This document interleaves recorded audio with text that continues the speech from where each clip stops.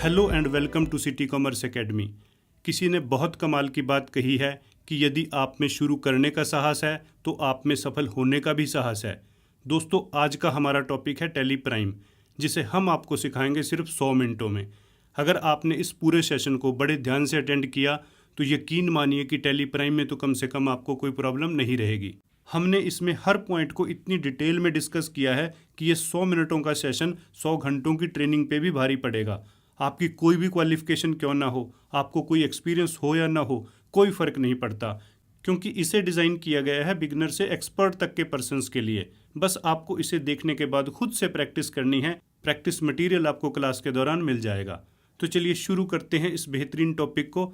देखिए, अगर हम टैली प्राइम सॉफ्टवेयर की बात करें तो ये अब तक का सबसे लेटेस्ट रिलीज है टैली सॉल्यूशंस का। वैसे तो टैली का सफ़र शुरू हुआ था 1990 में, जब इसका पहला वर्जन रिलीज हुआ था टैली 5.4, जो कि डॉस बेस्ड था। फिर 1996 में नेक्स्ट वर्जन रिलीज हुआ 5.4, जो कि विंडो बेस्ड था।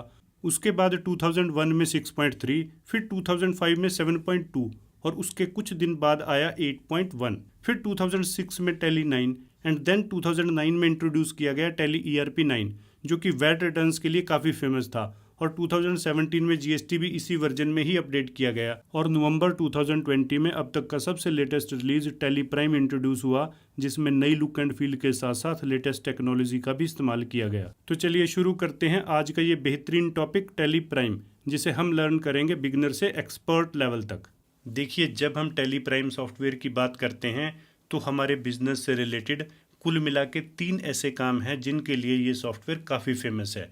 और इनमें सबसे मेन है अकाउंटिंग, यानी हम बिजनेस के अकाउंट्स बहुत अच्छे से मेंटेन कर सकते हैं।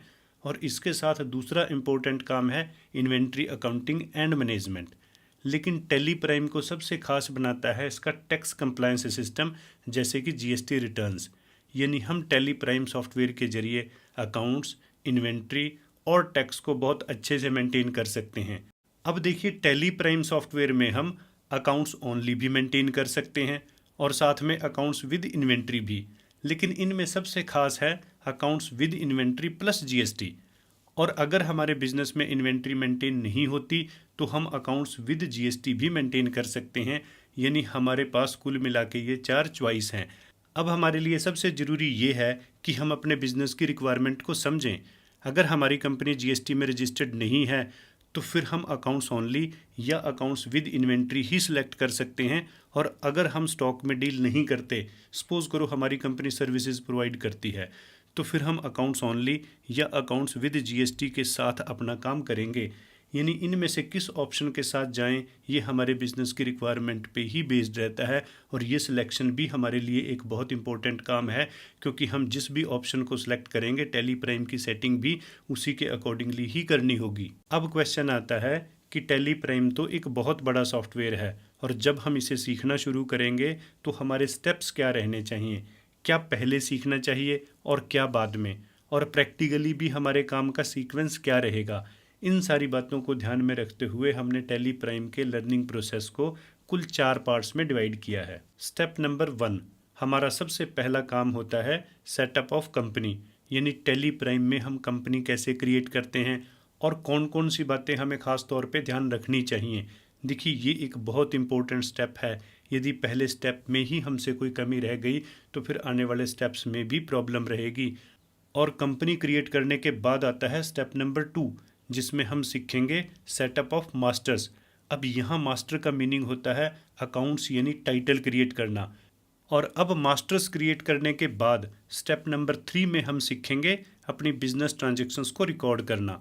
और स्टेप नंबर 4 में हम बाकी के सारे काम सीखेंगे, जैसे कि GST रिटर्न्स प्रिपेयर करना, अकाउंट्स को रिकंसाइल करना, इवन TDS का काम। यानी जितने भी रिमेनिंग काम हैं उन्हें हम 1 बाय 1 करके सीख सकते हैं।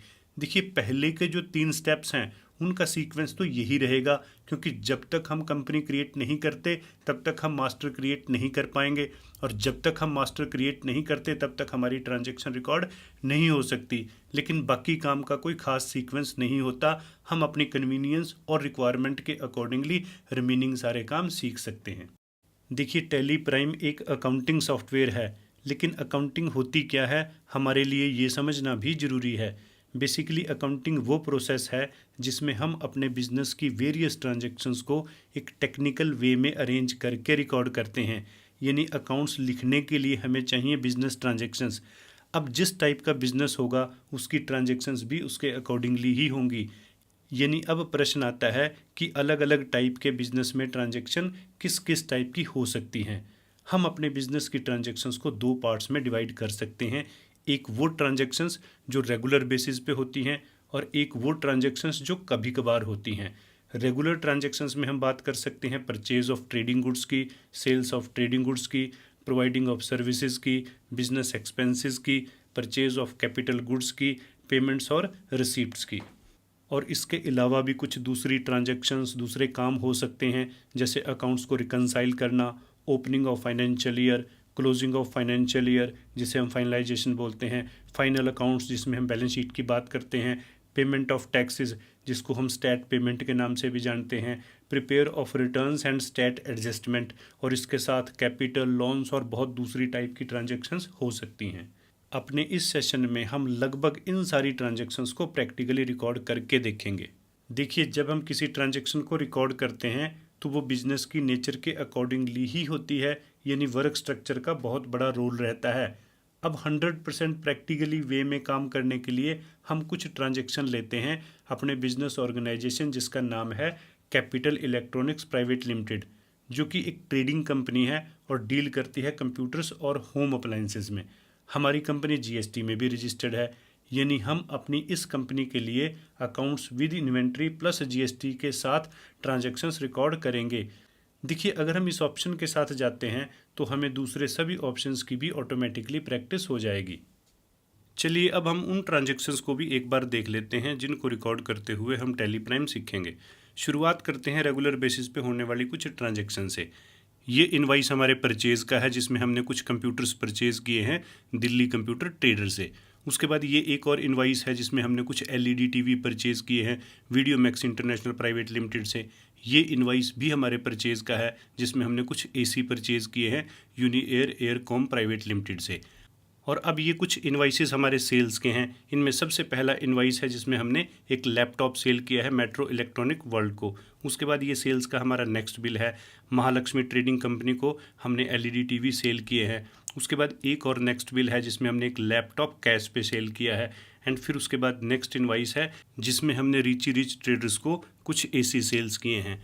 उसके बाद कुछ बिजनेस एक्सपेंसेस की हमारी ये ट्रांजैक्शंस है जिनमें हमें ये एक रेंट का इनवाइस रिसीव हुआ है और रेंट रिलेटेड है अप्रैल 21 से। हमारे लैंडलॉर्ड का नाम है आर.के. वर्मा और इस इनवाइस में रेंट के साथ साथ जीएसटी का अमाउंट भी है क्योंकि हमारा लैंडलॉर्ड जीएसटी में रजिस्टर्ड है। और अब ये नेक्स्ट ट्रांजैक्शन रिलेटेड है परचेज ऑफ कैपिटल गुड्स से जिसमें हमने सुरेश एंड कंपनी से फर्नीचर परचेज किया है अपने ऑफिस यूज के लिए। इनवाइस की कंप्लीट डिटेल हमारी स्क्रीन पे है। और अब ये कुछ ट्रांजैक्शंस हमारी रिसीप्ट्स एंड पेमेंट से रिलेटेड है। देखिए, यहाँ पे हमारा जो बैंक है जिसमें हमारी कंपनी का अकाउंट है वो है स्टेट बैंक ऑफ इंडिया। और इन ट्रांजैक्शंस में 1 अप्रैल को हमने अपने कस्टमर मेट्रो इलेक्ट्रॉनिक वर्ल्ड से एक चेक रिसीव किया है जिसे हमने स्टेट बैंक ऑफ इंडिया में डिपॉजिट कराया है। 2 अप्रैल को हमने कुछ कैश भी डिपॉजिट कराया है। और अगर हम पेमेंट की बात करें तो 1 अप्रैल को हमने अपने सप्लायर दिल्ली कंप्यूटर ट्रेडर्स को 1 लाख रुपए का चेक इशू किया है। 2 अप्रैल को हमने मिस्टर आर.के. वर्मा को रेंट का अमाउंट पे किया है। देखिए, ये कुछ ऐसी ट्रांजैक्शंस हैं जो ऑलमोस्ट हर टाइप के बिजनेस ऑर्गेनाइजेशन में रेगुलर बेसिस पे होती ही रहती हैं। तो चलिए, अब इन ट्रांजैक्शंस को रिकॉर्ड करने के लिए हम ओपन करते हैं टैली प्राइम।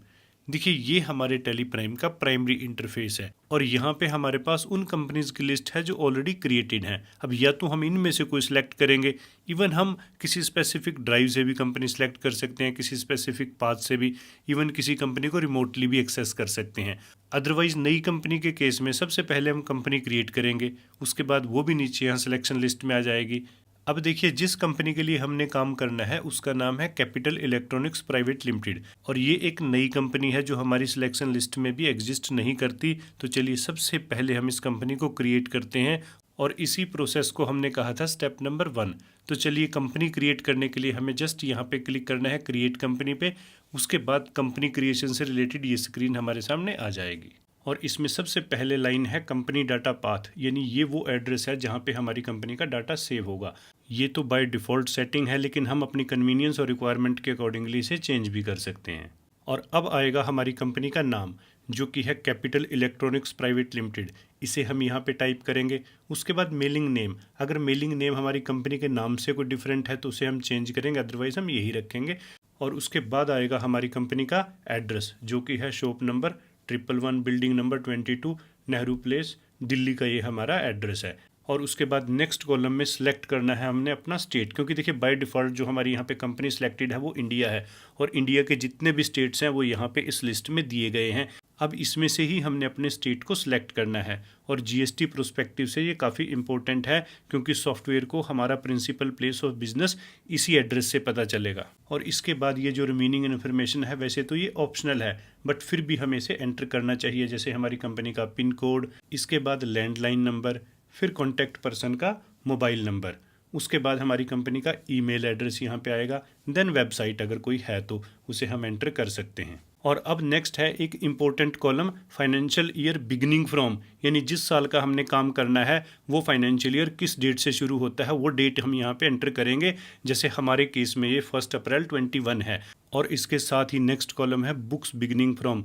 देखिए नॉर्मली जिस डेट से फाइनेंशियल ईयर बिगिन होता है बुक्स भी उसी डेट से ही शुरू होती हैं, यानी ये दोनों डेट्स यहाँ पे सेम रहती हैं। लेकिन सिर्फ स्पेसिफिक केसेस में ही ये डेट डिफरेंट हो सकती है। जैसे आपकी कंपनी 1 जुलाई को इनकॉर्पोरेट होती है, तो उस सिचुएशन में बुक्स तो आपकी 1 जुलाई से शुरू होंगी, लेकिन आपका फाइनेंशियल ईयर तो 1 अप्रैल से ही शुरू हो चुका होगा। अदरवाइज नॉर्मल सर्कमस्टांसिस में दोनों डेट सेम रहेंगी। और लास्ट में है बेस करेंसी सिंबल और साथ में फॉर्मल नेम, जो कि automatically by default he fill up हो जाएगा हमारी कंपनी के एड्रेस के अकॉर्डिंगली, जैसे इंडिया का रुपीज़ है। लेकिन फिर भी अगर हम इसे चेंज करना चाहें तो वो भी पॉसिबल है। अब देखिए हमें इतनी सी ही इन्फॉर्मेशन एंटर करनी होती है टैली प्राइम में कंपनी क्रिएट करने के लिए। और अब जैसे ही हम एंटर प्रेस करते हैं सॉफ्टवेयर हमसे पूछेगा एक्सेप्ट यस और नॉट।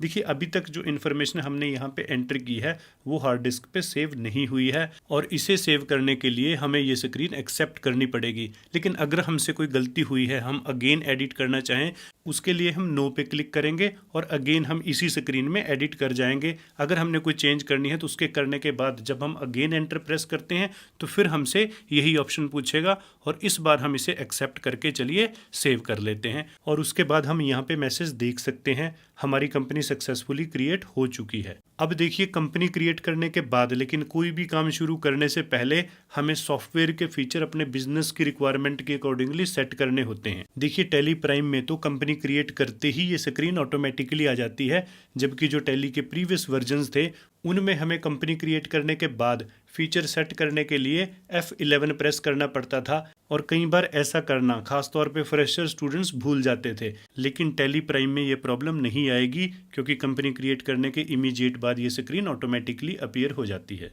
अब देखिए सॉफ्टवेयर में कुछ फीचर तो बाय डिफ़ॉल्ट यस होते हैं और कुछ बाय डिफ़ॉल्ट नो होते हैं, लेकिन हमने तो अपने बिजनेस की रिक्वायरमेंट को देखना होता है। अब जिन फीचर की हमें ज़रूरत है उनको ही हम यस पे सेट करेंगे और बाकी सबको हम नो रखेंगे।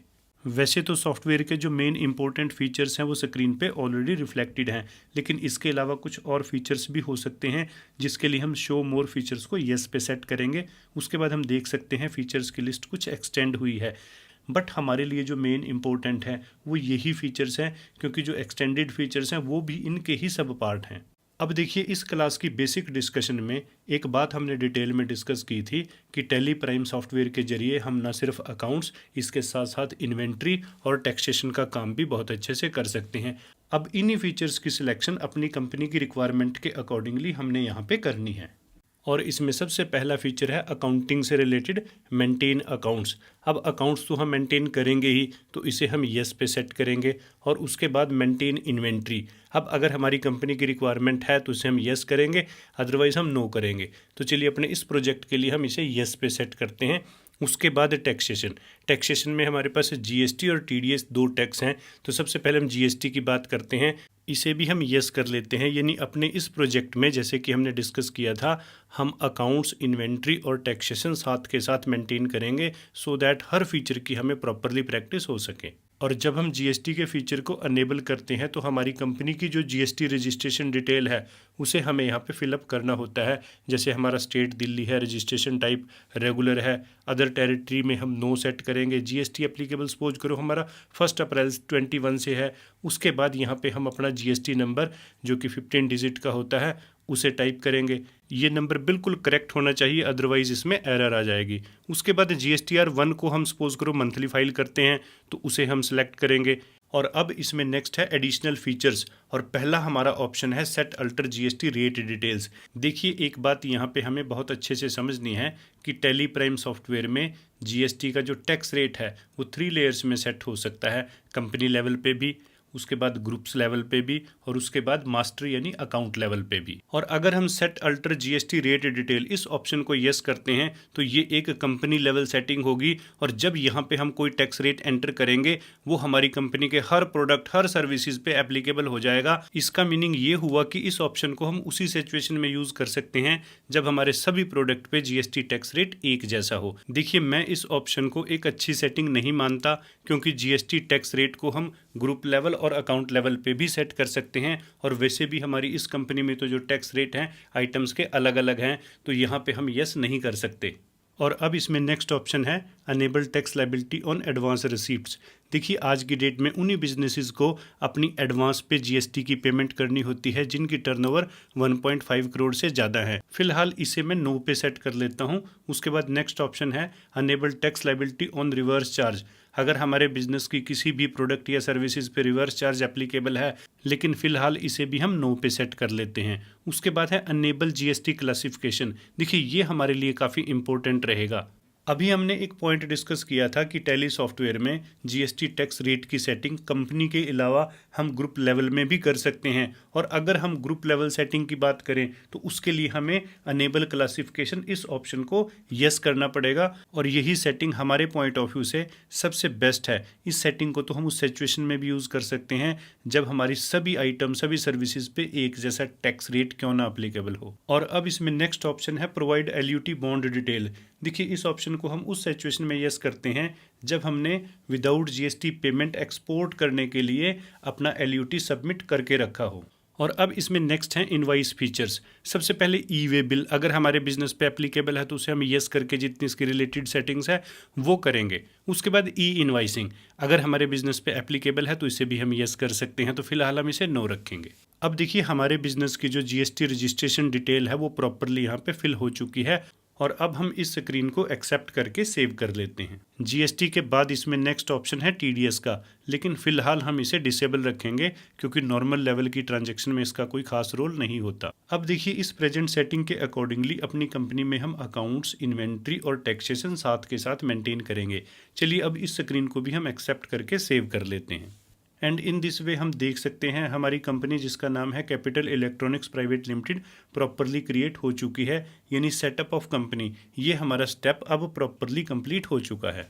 अब देखिए यहाँ पे एक क्वेश्चन और आता है कि कंपनी क्रिएट करने में अगर हमसे कोई मिस्टेक लग जाए तो हमें जस्ट यहाँ अल्टर पे क्लिक करना है और अगेन हम इस स्क्रीन में एडिट कर जाएंगे। जो हमने चेंज करना है उसे हम चेंज करने के बाद इस स्क्रीन को दोबारा एक्सेप्ट कर सकते हैं। इसके अलावा अगर हम कंपनी के फीचर्स में भी कुछ चेंज करना चाहें तो जस्ट यहाँ हमें कंपनी पे क्लिक करना है। उसके बाद देखिए फीचर्स का हमारे पास ये ऑप्शन है, या हम शॉर्टकट की F11 भी प्रेस कर सकते हैं। उसके बाद फिर से ये स्क्रीन आ जाएगी और अब हम यहाँ पे अगेन किसी भी फीचर्स को अनेबल या डिसेबल कर सकते हैं। और इसके साथ साथ जो हमारी जीएसटी रजिस्ट्रेशन की डिटेल है इसमें भी अगर हम कुछ चेंज करना चाहें तो उसको भी हम यहाँ पे ईजिली चेंज कर सकते हैं F11 प्रेस करके। देखिए कंपनी सक्सेसफुली क्रिएट करने के बाद अब हमारा नेक्स्ट स्टेप रहेगा सेटअप ऑफ मास्टर्स, यानी स्टेप नंबर 2, जिसमें हम फाइनेंशियल, इन्वेंट्री और जीएसटी ये सारे के सारे मास्टर्स क्रिएट करेंगे। देखिए ये हमारे टैली अकाउंटिंग सॉफ्टवेयर की मेन स्क्रीन है जिसे हम गेटवे ऑफ टैली कहते हैं और इसी में हमें मास्टर क्रिएट करने के यहाँ पे ऑप्शन मिलेंगे। और इसमें भी हमारे पास 3 चॉइस है। नया अकाउंट हम नया मास्टर यहाँ पे क्रिएट कर पाएंगे और अकाउंट क्रिएट करने के बाद अगर हम उसमें कोई अल्ट्रेशन करना चाहें तो हमारे पास ये अल्टर ऑप्शन है। और जो अकाउंट हमारे पास ऑलरेडी क्रिएटेड हैं उनकी लिस्ट देखने के लिए हमारे पास चार्ट ऑफ अकाउंट्स ये ऑप्शन है। अब देखिए मास्टर्स के इसी क्रिएट ऑप्शन में हम सभी टाइप के अकाउंट्स क्रिएट कर पाएंगे, चाहे वो अकाउंटिंग मास्टर्स हो, इन्वेंट्री मास्टर्स हो या फिर स्टैच्यूरी मास्टर्स हो। और जब हम अकाउंटिंग मास्टर्स की बात करते हैं तो इसमें भी हमारे पास कुछ ऑप्शन है। यहीं पे हम ग्रुप्स भी क्रिएट कर सकते हैं, लेजर भी क्रिएट कर सकते हैं, करेंसी भी क्रिएट कर सकते हैं और वॉचर टाइप भी क्रिएट कर सकते हैं। लेकिन अब यहाँ पे मेन क्वेश्चन ये है कि ग्रुप हमें किस सिचुएशन में क्रिएट करने की ज़रूरत पड़ती है, लेजर कब क्रिएट किया जाता है, इसके अलावा करेंसी और वॉचर टाइप भी क्या हमें क्रिएट करने की ज़रूरत पड़ेगी। यही सारी बातें हम डिटेल में डिस्कस करेंगे। और उसके बाद इसमें नेक्स्ट आता है इन्वेंट्री मास्टर्स। अब इन्वेंट्री मास्टर्स में भी हमारे पास स्टॉक ग्रुप क्रिएट करने का ऑप्शन है, स्टॉक कैटेगरी क्रिएट करने का ऑप्शन है, स्टॉक आइटम हमारी मेनली है जो यहाँ पे क्रिएट होगी, और आइटम को नापने के लिए यूनिट हम यहाँ पे क्रिएट कर पाएंगे। जैसे हमारी आइटम लीटर में नपेगी, मीटर में नपेगी, पीसीज, नंबर्स, कैसे यूनिट ऑफ मेजर रहेगा, बिल्कुल वैसे ही जैसे फाइनेंशियल में करेंसी होता है, इन्वेंट्री में यूनिट होता है। और उसके बाद लोकेशन वाइज स्टॉक को मेंटेन करने के लिए हमारे पास लोकेशन क्रिएट करने का ये ऑप्शन अवेलेबल है। और अब इसमें नेक्स्ट है स्टैच्यूरी मास्टर्स, जिसमें हम क्रिएट कर सकते हैं जीएसटी क्लासिफिकेशन। और जीएसटी क्लासिफिकेशन क्रिएट करने की ज़रूरत उस सिचुएशन में पड़ती है जब हम अपनी कंपनी के जीएसटी का जो टैक्स रेट है उसे ग्रुप लेवल पे सेट करते हैं। यानी ग्रुप का मीनिंग ही कहीं ना कहीं क्लासिफिकेशन है। अगर हम कंपनी लेवल पे सेटिंग करना चाहें या फिर मास्टर लेवल पे सेट करना चाहें तो फिर हमें जीएसटी क्लासिफिकेशन क्रिएट करने की ज़रूरत नहीं पड़ेगी। और प्रैक्टिकली इनमें क्या डिफरेंस है वो भी हम देखेंगे। और फिर आगे इसमें स्टैच्यूरी डिटेल्स है जिसमें हम जीएसटी डिटेल की बात कर सकते हैं। देखिए ये वही डिटेल है जो हमने कंपनी क्रिएट करते टाइम फिलअप की थी। और अब मास्टर्स में हमारे पास अगला ऑप्शन है अल्टर। देखिए जब हम यहाँ पे क्लिक करते हैं तो स्क्रीन ऑलमोस्ट बिल्कुल वही आएगी जो क्रिएट मास्टर में थी।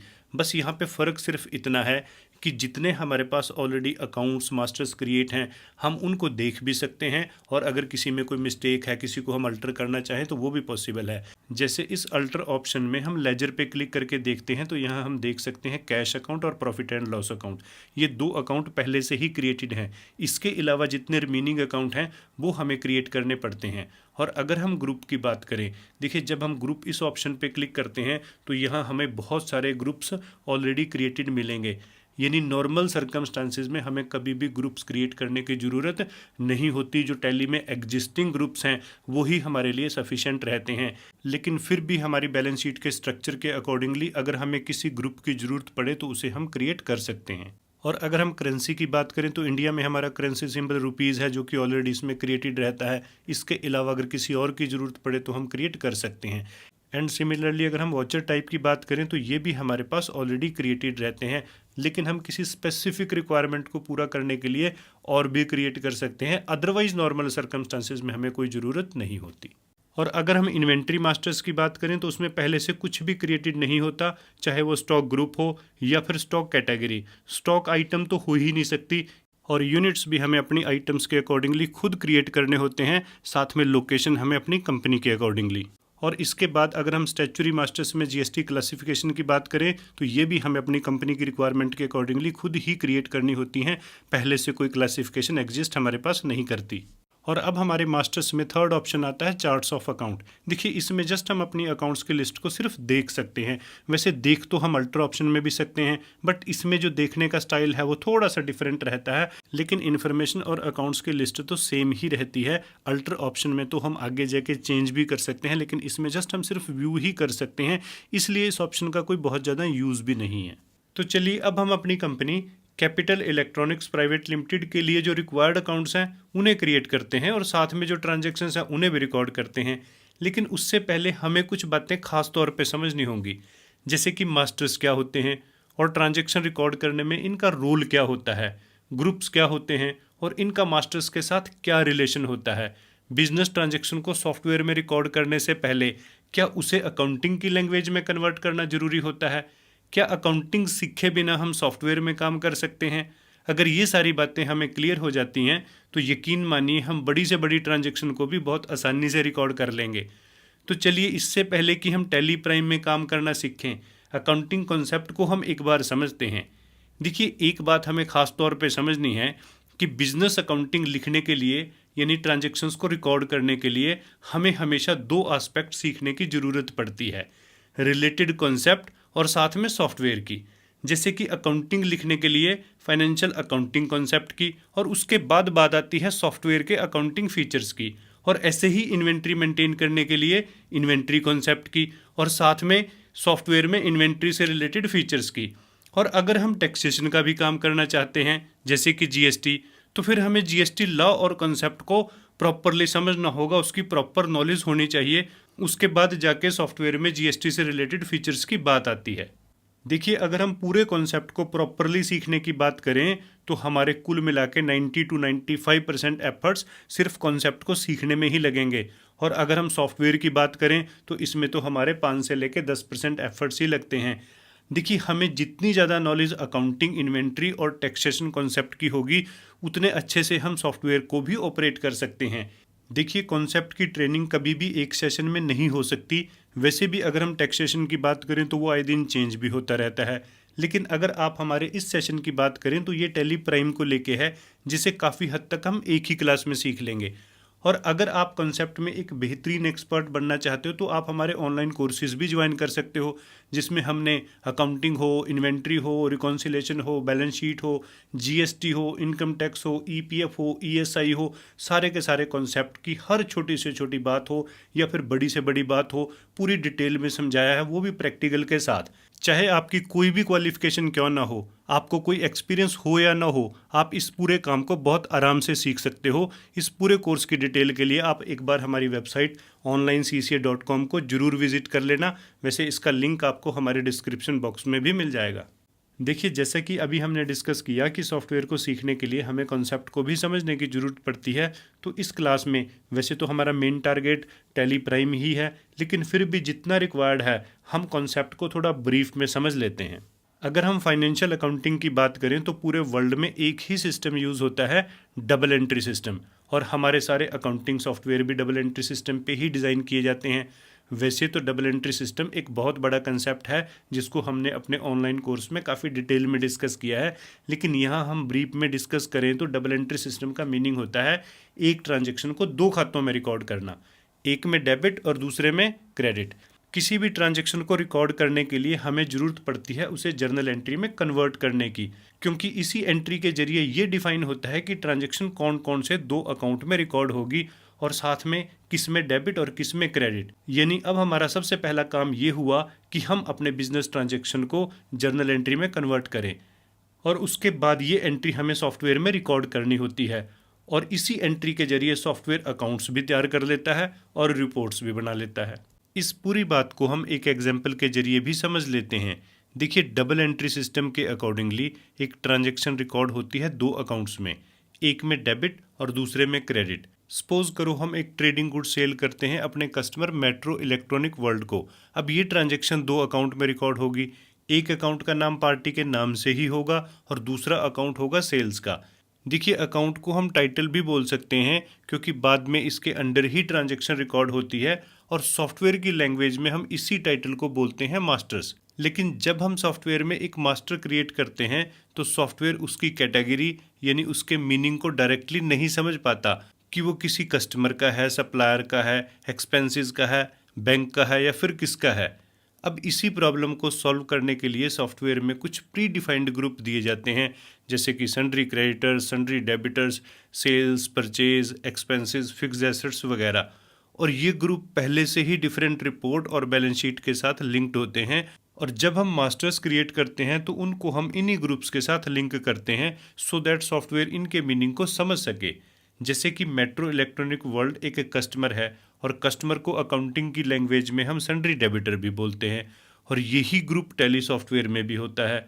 और अगर हम सेल्स अकाउंट की बात करें तो इसका ग्रुप तो इसके नाम से ही मिल जाएगा, यानी ग्रुप का नाम भी सेल्स ही रहेगा। और जब हम सारे मास्टर्स क्रिएट कर लेते हैं तो उसके बाद वॉचर एंट्री के जरिए हम ट्रांजैक्शंस रिकॉर्ड करते हैं, जिससे हमारे अकाउंट्स बनने शुरू हो जाते हैं। और अब हम देखते हैं कि जो ट्रांजैक्शंस हमने अपने business capital electronics private limited के लिए रिकॉर्ड करनी है, उनके लिए कौन कौन से अकाउंट्स यानी मास्टर्स क्रिएट होंगे। देखिए, ये हमारी परचेज का फर्स्ट इनवाइस है, और इस ट्रांजैक्शन को रिकॉर्ड करने के लिए अगर हम अकाउंटिंग मास्टर्स की बात करें तो purchase account under purchase group और साथ में हमारा जो सप्लायर है Delhi computer trader, under sundry creditor हम क्रिएट करेंगे। और अगर हम जीएसटी मास्टर्स की बात करें तो इसमें सीजीएसटी और एसजीएसटी ये 2 मास्टर्स क्रिएट होंगे ड्यूटी एंड टैक्सेस में। और अगर हम इन्वेंट्री मास्टर्स की बात करें तो इस इनवाइस में हमने 2 आइटम्स परचेज की हैं, उन दोनों के अकाउंट हम क्रिएट करेंगे, जिसमें एक एचपी का लैपटॉप है और एक एप्पल मैकबुक एयर है। और जब हम इस ट्रांजैक्शन की जर्नल एंट्री बनाते हैं तो वो कुछ इस तरह से बनेगी, यानी एक जर्नल एंट्री में ही ये डिफाइन होता है कि हमारी जो ट्रांजैक्शन है वो कौन कौन से अकाउंट में रिकॉर्ड होगी, कौन सा अकाउंट डेबिट होगा और कौन सा क्रेडिट। देखिए, किसी भी ट्रांजैक्शन को रिकॉर्ड करने के लिए एक जर्नल एंट्री का बहुत बड़ा रोल रहता है, यानी अकाउंटिंग सॉफ्टवेयर चाहे कोई भी हो, उसमें परफेक्शन के साथ काम करने के लिए हमें सबसे पहले जर्नल एंट्री सीखनी ही पड़ेगी। देखिए, वैसे तो जो अभी ट्रांजैक्शन हम रिकॉर्ड करेंगे उनकी जर्नल एंट्री तो हम डिस्कस करेंगे ही, लेकिन अगर आपको जर्नल एंट्रीज में कोई प्रॉब्लम है या आप जर्नल एंट्री को एक बहुत अच्छे प्रोफेशनल लेवल पे सीखना चाहते हैं तो फिर उसके लिए आप हमारा ऑनलाइन कोर्स ज्वाइन कर सकते हो, जिसमें हमने बिल्कुल बेसिक से लेकर और बहुत हाई एंड तक की जर्नल एंट्रीज को डिस्कस किया है। साथ में रोल ऑफ वर्क स्ट्रक्चर और डबल एंट्री सिस्टम जैसे बेहतरीन चैप्टर्स वहाँ पे आपको मिलेंगे और ये सारा का सारा कोर्स बिल्कुल फ्री रहेगा। आपको बस हमारी इस वेबसाइट पे जाना है onlinecca.com, वहाँ पे रजिस्टर कराना है और आप एक प्रोफेशनल लेवल की जर्नल एंट्रीज को बहुत ईजिली सीख जाओगे, चाहे आपकी कोई भी क्वालिफिकेशन क्यों ना हो। देखिए, जर्नल एंट्रीज हमेशा सिचुएशन के अकॉर्डिंगली ही बनती हैं, जैसे कि ये तो हमारी एक नॉर्मल जर्नल एंट्री है। और अगर हमारी कंपनी के पास जीएसटी का नंबर ना हो या हम विदाउट जीएसटी काम करना चाहें तो जर्नल एंट्री कुछ ऐसे बनेगी, वहाँ पे टैक्स को इफेक्ट हम नहीं कराएंगे। और अगर हम विदाउट इन्वेंट्री काम करना चाहें तो उस सिचुएशन में हमारी आइटम की लिस्ट भी क्रिएट नहीं होगी। लेकिन इस प्रोजेक्ट में तो हम transaction with inventory with GST record करेंगे सो दैट हमें हर एस्पेक्ट की एक साथ प्रैक्टिस हो सके।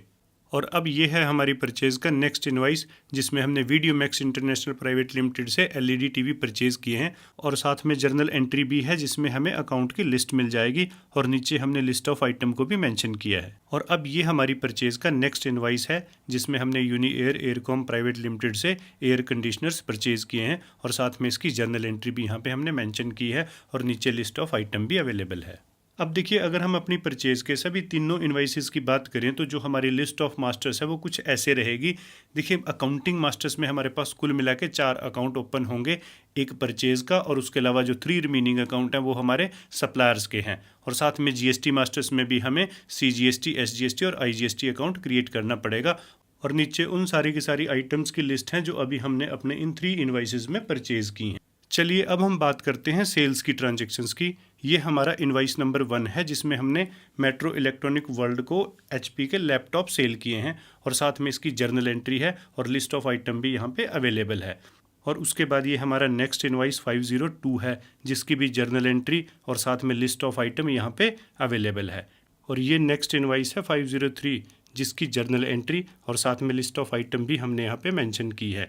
एंड देन ये हमारा इनवाइस नंबर 504 है और इसकी जर्नल एंट्री और साथ में लिस्ट ऑफ आइटम हमने यहाँ पे मेंशन की है। अब देखिए, अगर हम अपनी सेल्स के सारे इनवाइस एक साथ देखें तो लिस्ट ऑफ मास्टर कुछ इस तरह से बनेगी। देखिए, जो अकाउंटिंग मास्टर्स हैं इसमें हमारे कुल मिला के 4 अकाउंट्स ओपन होंगे, सेल्स अकाउंट, और जो रिमेनिंग 3 अकाउंट हैं वो हमारे कस्टमर्स के हैं। और साथ में अगर हम जीएसटी के मास्टर्स की बात करें तो वही 3 अकाउंट यूज़ होंगे और उसके बाद लिस्ट ऑफ आइटम्स में भी यही हमारे पास कुल मिला के 6 आइटम रहेंगी। और अगर हम परचेज और साथ में सेल्स दोनों टाइप की ट्रांजैक्शंस को मिला के लिस्ट ऑफ मास्टर देखें तो कुछ इस तरह से आएगी। लेकिन जब हम ये मास्टर्स क्रिएट करेंगे तो एक बात हमें ख़ास तौर पे ध्यान रखनी है। देखिए, जो जीएसटी से रिलेटेड अकाउंट हैं वो हमारे परचेज़ की ट्रांजैक्शंस को रिकॉर्ड करते टाइम क्रिएट हो जाएंगे, यानी ये अकाउंट कॉमन रहेंगे, हमें दोबारा क्रिएट नहीं करने। And similarly list of items है, क्योंकि जिन आइटम को हम परचेज़ करेंगे उन्हीं आइटम को सेल्स करेंगे और कोई भी अकाउंट एक बार ही क्रिएट होता है, उसके बाद तो जैसे ट्रांजैक्शन रिपीट होती है उसी अकाउंट को हम रीयूज़ करते हैं। यानी अब परचेज़ और सेल्स ट्रांजैक्शंस की ये हमारी फाइनल लिस्ट है। और अब हम डिस्कस करते हैं नेक्स्ट ट्रांजैक्शन जो कि है बिजनेस एक्सपेंसेस से रिलेटेड। देखिए, ये एक रेंट का इनवाइस है और साथ में इसकी जर्नल एंट्री भी हमने मेंशन की है। यहाँ पे हमारे लैंडलॉर्ड का नाम है आर.के. वर्मा।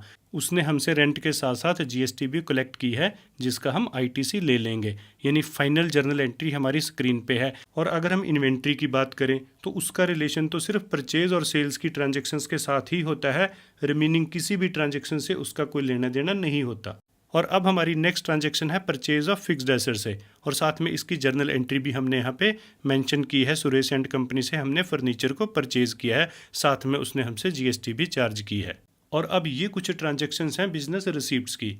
देखिए, हमारी कंपनी का बैंक है स्टेट बैंक ऑफ इंडिया, और हमने अपने कस्टमर मेट्रो इलेक्ट्रॉनिक वर्ल्ड से एक चेक लिया है जिसको हमने एसबीआई में डिपॉजिट करा है 1 अप्रैल को, और 3 अप्रैल को हमने कैश डिपॉजिट कराया है। और साथ में इन ट्रांजैक्शंस की हमने यहाँ पे जर्नल एंट्री भी मेंशन की है। उसके बाद ये कुछ ट्रांजैक्शंस पेमेंट की हैं जिसमें हमने दिल्ली कंप्यूटर ट्रेडर और आर.के. वर्मा को पेमेंट की है, और साथ में इन ट्रांजैक्शंस की जर्नल एंट्री भी हमने यहाँ पे मेंशन की है। देखिए, अभी जो ट्रांजैक्शंस हमने एक्सपेंसेस, कैपिटल गुड्स, रिसीप्ट्स और पेमेंट्स की डिस्कस की हैं, अब इन ट्रांजैक्शंस की वजह से जो हमें अकाउंट्स क्रिएट करने पड़ेंगे वो लिस्ट कुछ इस तरह से है। हमें कुल मिला के 5 अकाउंट क्रिएट करने पड़ेंगे, और अगर हम अपने बिजनेस की इन सारी की सारी ट्रांजैक्शंस जो अभी हमने डिस्कस की उनको कंक्लूड करें तो लिस्ट ऑफ मास्टर्स कुछ इस तरह से आएगी। इसमें सारे अकाउंटिंग मास्टर्स भी हैं जो हमें क्रिएट करने पड़ेंगे, जीएसटी मास्टर्स भी हैं, और साथ में इन्वेंट्री मास्टर्स के लिए लिस्ट ऑफ आइटम्स भी है। अगर हम इन सारे अकाउंट्स को प्रॉपर सेटिंग के साथ क्रिएट कर लेते हैं तो फिर हम सभी ट्रांजैक्शंस को बहुत ही स्मूथली रिकॉर्ड कर पाएंगे। देखिए, बात सिर्फ मास्टर्स क्रिएट करने की नहीं है, बात तो प्रॉपर सेटिंग की है, और ज़्यादातर अकाउंट्स प्रोफेशनल को प्रॉब्लम भी इसी स्टेप में आती है। यानी हमारे लिए ज़रूरी है मास्टर्स की सेटिंग को ध्यान से समझना। तो चलिए 1 बाय 1 करके इन सारे अकाउंट्स को हम प्रॉपर सेटिंग के साथ क्रिएट करते हैं, और उसके लिए अगेन हम चलेंगे मास्टर्स के इस क्रिएट ऑप्शन में, और यहाँ सबसे पहले हम अकाउंटिंग मास्टर्स क्रिएट कर लेते हैं, जिसके लिए हमें क्लिक करना होगा इस लेजर ऑप्शन पे। और हमारी लिस्ट का पहला अकाउंट है परचेज, जिसके स्पेलिंग हम एंटर करेंगे यहाँ पे। और उसके बाद हमारे लिए सबसे इम्पोर्टेंट रहेगा इसका रिलेटेड ग्रुप सेलेक्ट करना। देखिए, ये हमारी लिस्ट ऑफ ग्रुप्स है, और ये सारे ग्रुप टैली सॉफ्टवेयर में पहले से ही क्रिएटेड होते हैं, और अब हमारा सिर्फ इतना सा काम होता है कि हम अपने अकाउंट के लिए इस लिस्ट में से एक प्रॉपर ग्रुप सेलेक्ट करें। जैसे कि हमारे इस अकाउंट का जो ग्रुप है वो है परचेज, और उसके बाद टाइप ऑफ लेजर में परचेज अकाउंट के लिए हम नॉट एप्लीकेबल यहाँ पे सिलेक्ट करते हैं। और अब इसमें नीचे है स्टैट्यूटरी डिटेल्स, यानी हम जीएसटी से रिलेटेड सेटिंग्स और जीएसटी के टैक्स रेट इसमें सेट कर सकते हैं। लेकिन यहाँ हमें एक बात खास तौर पे ध्यान रखनी है कि जब हम अकाउंट्स विद इन्वेंट्री मेंटेन करते हैं उस सिचुएशन में जो हमारे जीएसटी के टैक्स रेट हैं, यानी जीएसटी की जो सेटिंग है वो आइटम्स के साथ की जाती है, और जब हम अकाउंट्स विदाउट इन्वेंट्री मेंटेन करते हैं उस सिचुएशन में जीएसटी की सेटिंग यहाँ पे होती है। यानी अपने इस प्रोजेक्ट के लिए यहाँ पे हमें कोई भी इंफॉर्मेशन ऐड करने की ज़रूरत नहीं है, हम डिफ़ॉल्ट सेटिंग ही रहने देंगे और जीएसटी की इन्फॉर्मेशन को इन्वेंट्री मास्टर में ऐड करेंगे। इसके अलावा कोई और इन्फॉर्मेशन भी यहाँ पे ऐड नहीं होगी। बस अब हम इस अकाउंट को सेव करेंगे, एंड इन दिस वे हम देख सकते हैं परचेज अकाउंट हमारा प्रॉपरली सेट हो चुका है। और अब हम क्रिएट करते हैं नेक्स्ट अकाउंट, जो कि है हमारे सप्लायर दिल्ली कंप्यूटर ट्रेडर्स का। इसका नाम यहाँ पे एंटर करने के बाद जो हमारे लिए नेक्स्ट इंपॉर्टेंट काम रहेगा इसका ग्रुप सेलेक्ट करना। देखिए, सप्लायर को अकाउंटिंग की लैंग्वेज में हम सन्ड्री क्रेडिटर बोलते हैं। सन्ड्री क्रेडिटर का मीनिंग होता है लेनदार, यानी जिसने हमारे बिजनेस से पैसे लेने हैं, और नॉर्मली पैसे उसी ने लेने होते हैं जो हमारे बिजनेस को कोई गुड्स या सर्विसेज सप्लाई करता है, यानी सप्लायर मीन्स सन्ड्री क्रेडिटर। और अब इसमें नेक्स्ट ऑप्शन है maintain balance bill bye bill. देखिए, किसी भी एक्स्ट्रा फीचर को अनेबल या डिसेबल करने से पहले हमें उसके यूज़ को समझना होता है, सो दैट हमें ये पता चल सके कि क्या हमें उसकी ज़रूरत है। अब maintain balance bill bye bill, जैसे इसके नाम से ही पता चलता है कि इसे यस करने से सॉफ्टवेयर इस अकाउंट को बिल वाइज मेंटेन करेगा। जैसे हमें अपने सप्लायर से 2 इनवाइस रिसीव हुए हैं, एक 1 लाख का और दूसरा 2 लाख का। उसके बाद हम उसे 50,000 रुपीज़ की पेमेंट करते हैं, तो सॉफ्टवेयर यहाँ हमसे ये पूछेगा कि ये किस इनवाइस के साथ एडजस्ट करें। अब हर इनवाइस के साथ हमें रेफरेंस जनरेट करना पड़ेगा और पेमेंट उसी रेफरेंस के साथ एडजस्ट करनी पड़ेगी, और उसके बाद सॉफ्टवेयर हमें टोटल बैलेंस के साथ साथ बिल वाइज बैलेंस भी बताएगा। लेकिन इनिशियली स्टेज पे हमें इस टाइप के फीचर्स को सीखने की ज़रूरत नहीं होती, तो फिलहाल हम इसे डिसेबल करके चलेंगे। और इसके बाद इसने हमसे इन्फॉर्मेशन मांगी है हमारे सप्लायर की मेलिंग डिटेल, यानी उसका एड्रेस, जो कि हमें यहाँ पे प्रॉपरली फिलअप करना चाहिए। और इसके बाद है एक बेहद इंपॉर्टेंट इन्फॉर्मेशन, हमारे सप्लायर का स्टेट, जिसे हम इस ड्रॉप डाउन से सिलेक्ट करेंगे। देखिए, यहाँ पे प्रॉपर स्टेट सेलेक्ट करना जीएसटी प्रोस्पेक्टिव से काफ़ी इंपॉर्टेंट रहता है, क्योंकि सॉफ्टवेयर को इसी फीचर से ये पता चलता है कि इस सप्लायर के साथ हमारी ट्रांजैक्शन इंट्रा स्टेट होगी या इंटरस्टेट होगी।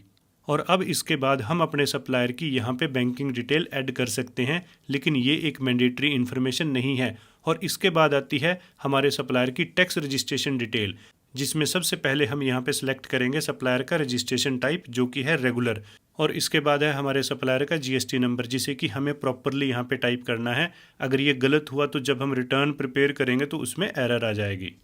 और अब इसमें नेक्स्ट है सेट अल्टर जीएसटी डिटेल, जिसे यस करने पे हमें कुछ और एक्सटेंडेड फीचर नज़र आएंगे। अगर हमें अपनी बिजनेस की रिक्वायरमेंट के अकॉर्डिंगली इनमें से कुछ चेंज करना है, कुछ एक्स्ट्रा सेट करना है तो उसे हम कर सकते हैं।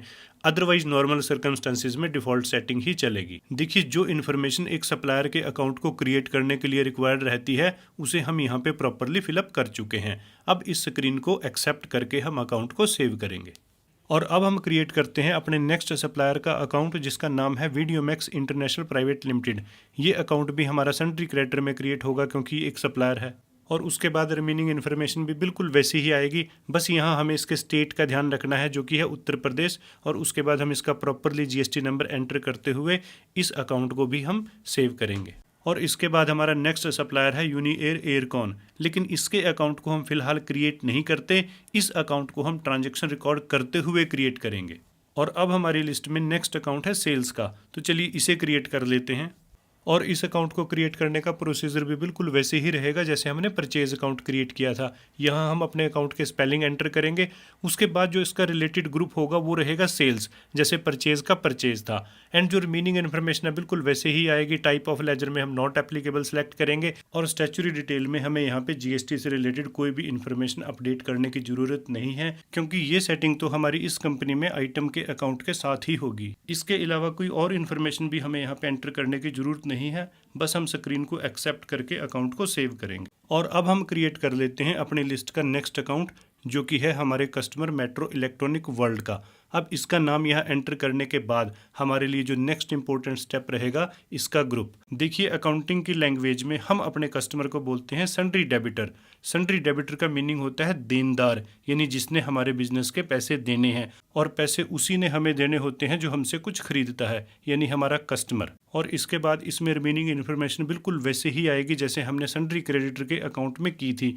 मेंटेन बिल वाइज को हम नो रखेंगे, यहाँ हमारे इस कस्टमर का प्रॉपर एड्रेस आएगा। और कस्टमर के केस में भी हमारे लिए सबसे इंपॉर्टेंट रहता है उसके स्टेट को सिलेक्ट करना।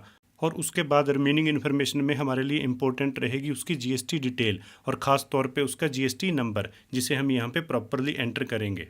एंड इन दिस वे हम देख सकते हैं हमारे इस अकाउंट की भी जो रिक्वायर्ड इन्फॉर्मेशन है वो कंप्लीट हो चुकी है। अब इस अकाउंट को भी हम सेव करेंगे। और अब हम क्रिएट करते हैं अपनी इस लिस्ट का नेक्स्ट अकाउंट जो कि है हमारे कस्टमर महालक्ष्मी ट्रेडिंग कंपनी का। और इस अकाउंट को क्रिएट करने का प्रोसीजर भी बिल्कुल प्रीवियस अकाउंट की तरह ही रहेगा, बस यहाँ हमने अपने स्टेट का खास तौर पे ध्यान रखना है जो कि हरियाणा है, और साथ में जीएसटी नंबर को प्रॉपरली एंटर करना है। उसके बाद हम इस अकाउंट को भी सेव कर देंगे। और अब हमारी इस लिस्ट का नेक्स्ट अकाउंट है हमारे कस्टमर रिची रिच ट्रेडर्स का, लेकिन इस अकाउंट को भी हम बाद में क्रिएट करेंगे। तो चलिए अब हम इससे नेक्स्ट अकाउंट क्रिएट कर लेते हैं जो कि हमारे बैंक का है, जिसका नाम है स्टेट बैंक ऑफ इंडिया। और बैंक के नाम को यहाँ एंटर करने के बाद इसमें भी हमारे लिए सबसे इंपॉर्टेंट रहेगा इसका ग्रुप सेलेक्ट करना। और बैंक में क्योंकि हमारा ये करंट अकाउंट है इसलिए इसका ग्रुप रहेगा बैंक। और उसके बाद इसमें जितनी यहाँ पे रिमेनिंग इन्फॉर्मेशन है ये सारी ऑप्शनल है, जैसे बैंक का account number, IFS code, Swift code.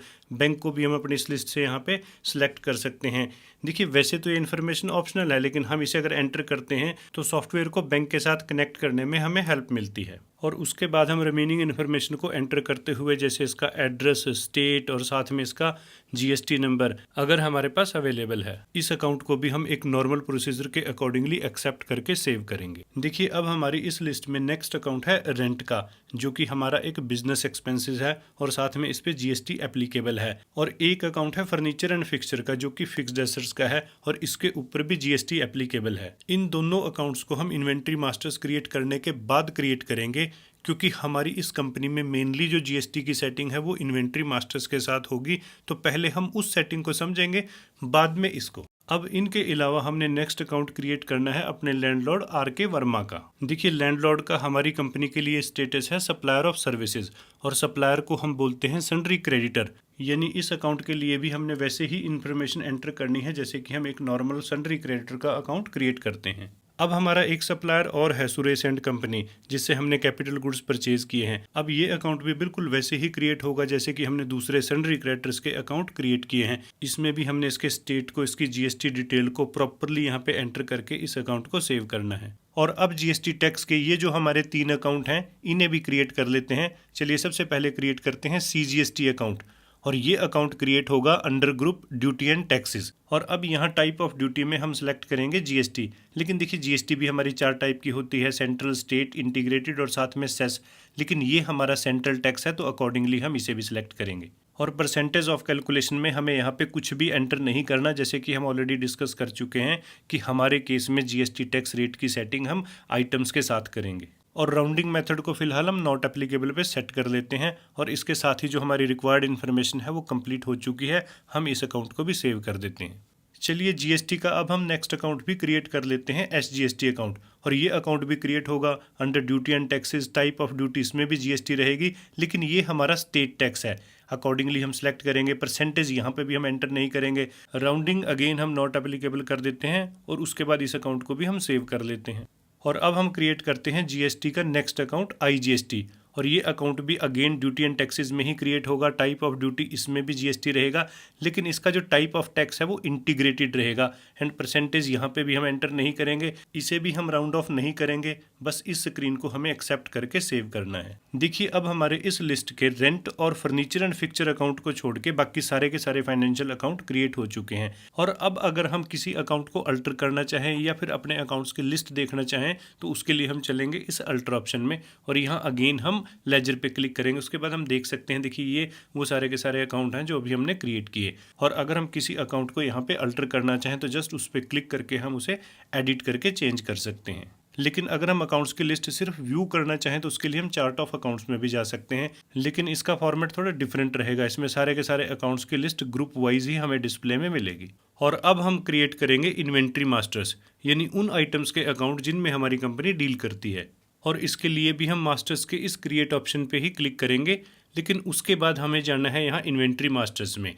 देखिए जो हमारी आइटम्स हैं वो क्रिएट होती हैं स्टॉक आइटम इस ऑप्शन के अंडर, लेकिन आइटम क्रिएट करने से पहले हमें यूनिट्स क्रिएट करने पड़ेंगे, क्योंकि जब हम आइटम क्रिएट करेंगे तो वहाँ हमें इनकी ज़रूरत पड़ेगी। और साथ में हमें एक बात और ख़ास तौर पे ध्यान रखनी है कि जब हम अपनी कंपनी में काम अकाउंट्स विद इन्वेंट्री करते हैं तो वहाँ जीएसटी के जो टैक्स रेट हैं वो हमें आइटम के साथ सेट करने होते हैं, जैसे कि हम ऑलरेडी भी डिस्कस कर चुके हैं।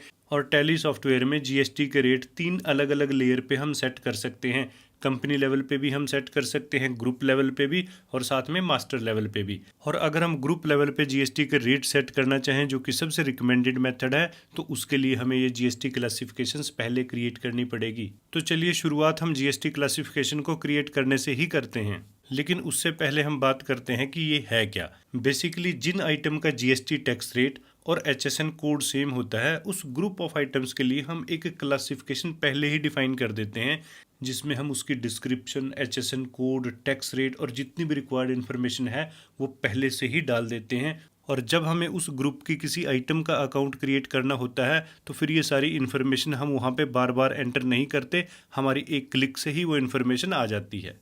और अगर बाद में कभी गवर्नमेंट जीएसटी रेट या कोई और इन्फॉर्मेशन चेंज करती है तो उसे जस्ट हम क्लासिफिकेशन में ही अपडेट करेंगे और उससे वो उस ग्रुप की सारी आइटम्स पे ऑटोमेटिकली अप्लाई हो जाएगा। चलिए अब हम अपने आइटम्स के अकॉर्डिंगली जो रिक्वायर्ड क्लासिफिकेशन है उन्हें तैयार करते हैं। और उसके लिए हमें अपने ट्रेडिंग गुड्स यानी आइटम्स को स्टडी करना पड़ेगा, और आइटम्स को स्टडी करने के लिए हम अपने परचेज या फिर सेल्स के इनवाइसेस को देख सकते हैं। जैसे ये हमारी परचेज का इनवाइस है, इसमें हमने 2 अलग अलग टाइप के लैपटॉप परचेज किए हैं। अब ये आइटम तो अलग अलग हैं और इनके मास्टर भी अलग अलग बनेंगे, लेकिन इनका एचएसएन और टैक्स रेट एक जैसा है। अब हम इनके लिए एक ही क्लासिफिकेशन क्रिएट करेंगे, और ना सिर्फ ये 2 अकाउंट, इसके अलावा जितने भी हम अलग अलग टाइप के अलग अलग ब्रांड के लैपटॉप्स परचेज करेंगे, कंप्यूटर्स परचेज करेंगे, अगर उनका टैक्स रेट और एचएसएन मैच करता है तो वो एक ही नेचर यानी एक ही ग्रुप के माने जाएंगे, और उन सारों को हम एक ही क्लासिफिकेशन में रखेंगे। अब हम अपनी कन्वीनियंस के लिए इस क्लासिफिकेशन का नाम कुछ इस तरह से रख लेते हैं कि उसके नाम से ही हमें एचएसएन और टैक्स रेट पता चल जाए।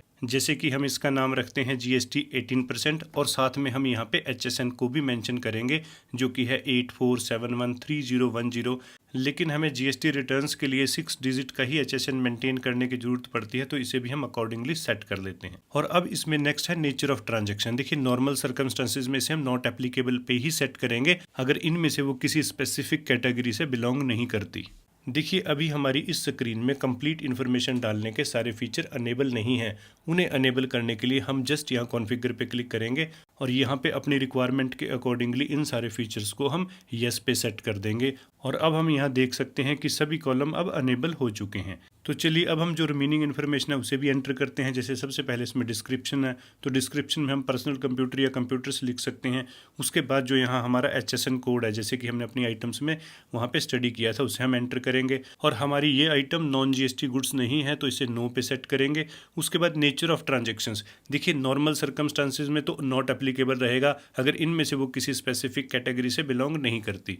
और अब इसमें नेक्स्ट है टैक्सेबिलिटी, जिसे हमें बहुत ध्यान से टैक्सेबल पे सेट करना है। और फिर है इज़ रिवर्स चार्ज एप्लीकेबल, तो यहाँ पे तो एप्लीकेबल नहीं है, तो हम नो पे सेट करेंगे। इज़ इनलिजिबल फॉर ITC, क्योंकि ये तो लीजिबल है इसलिए इसे हम नो पे सेट करेंगे। उसके बाद देखिए यहाँ पे हमें अपनी आइटम का टैक्स रेट डालना है।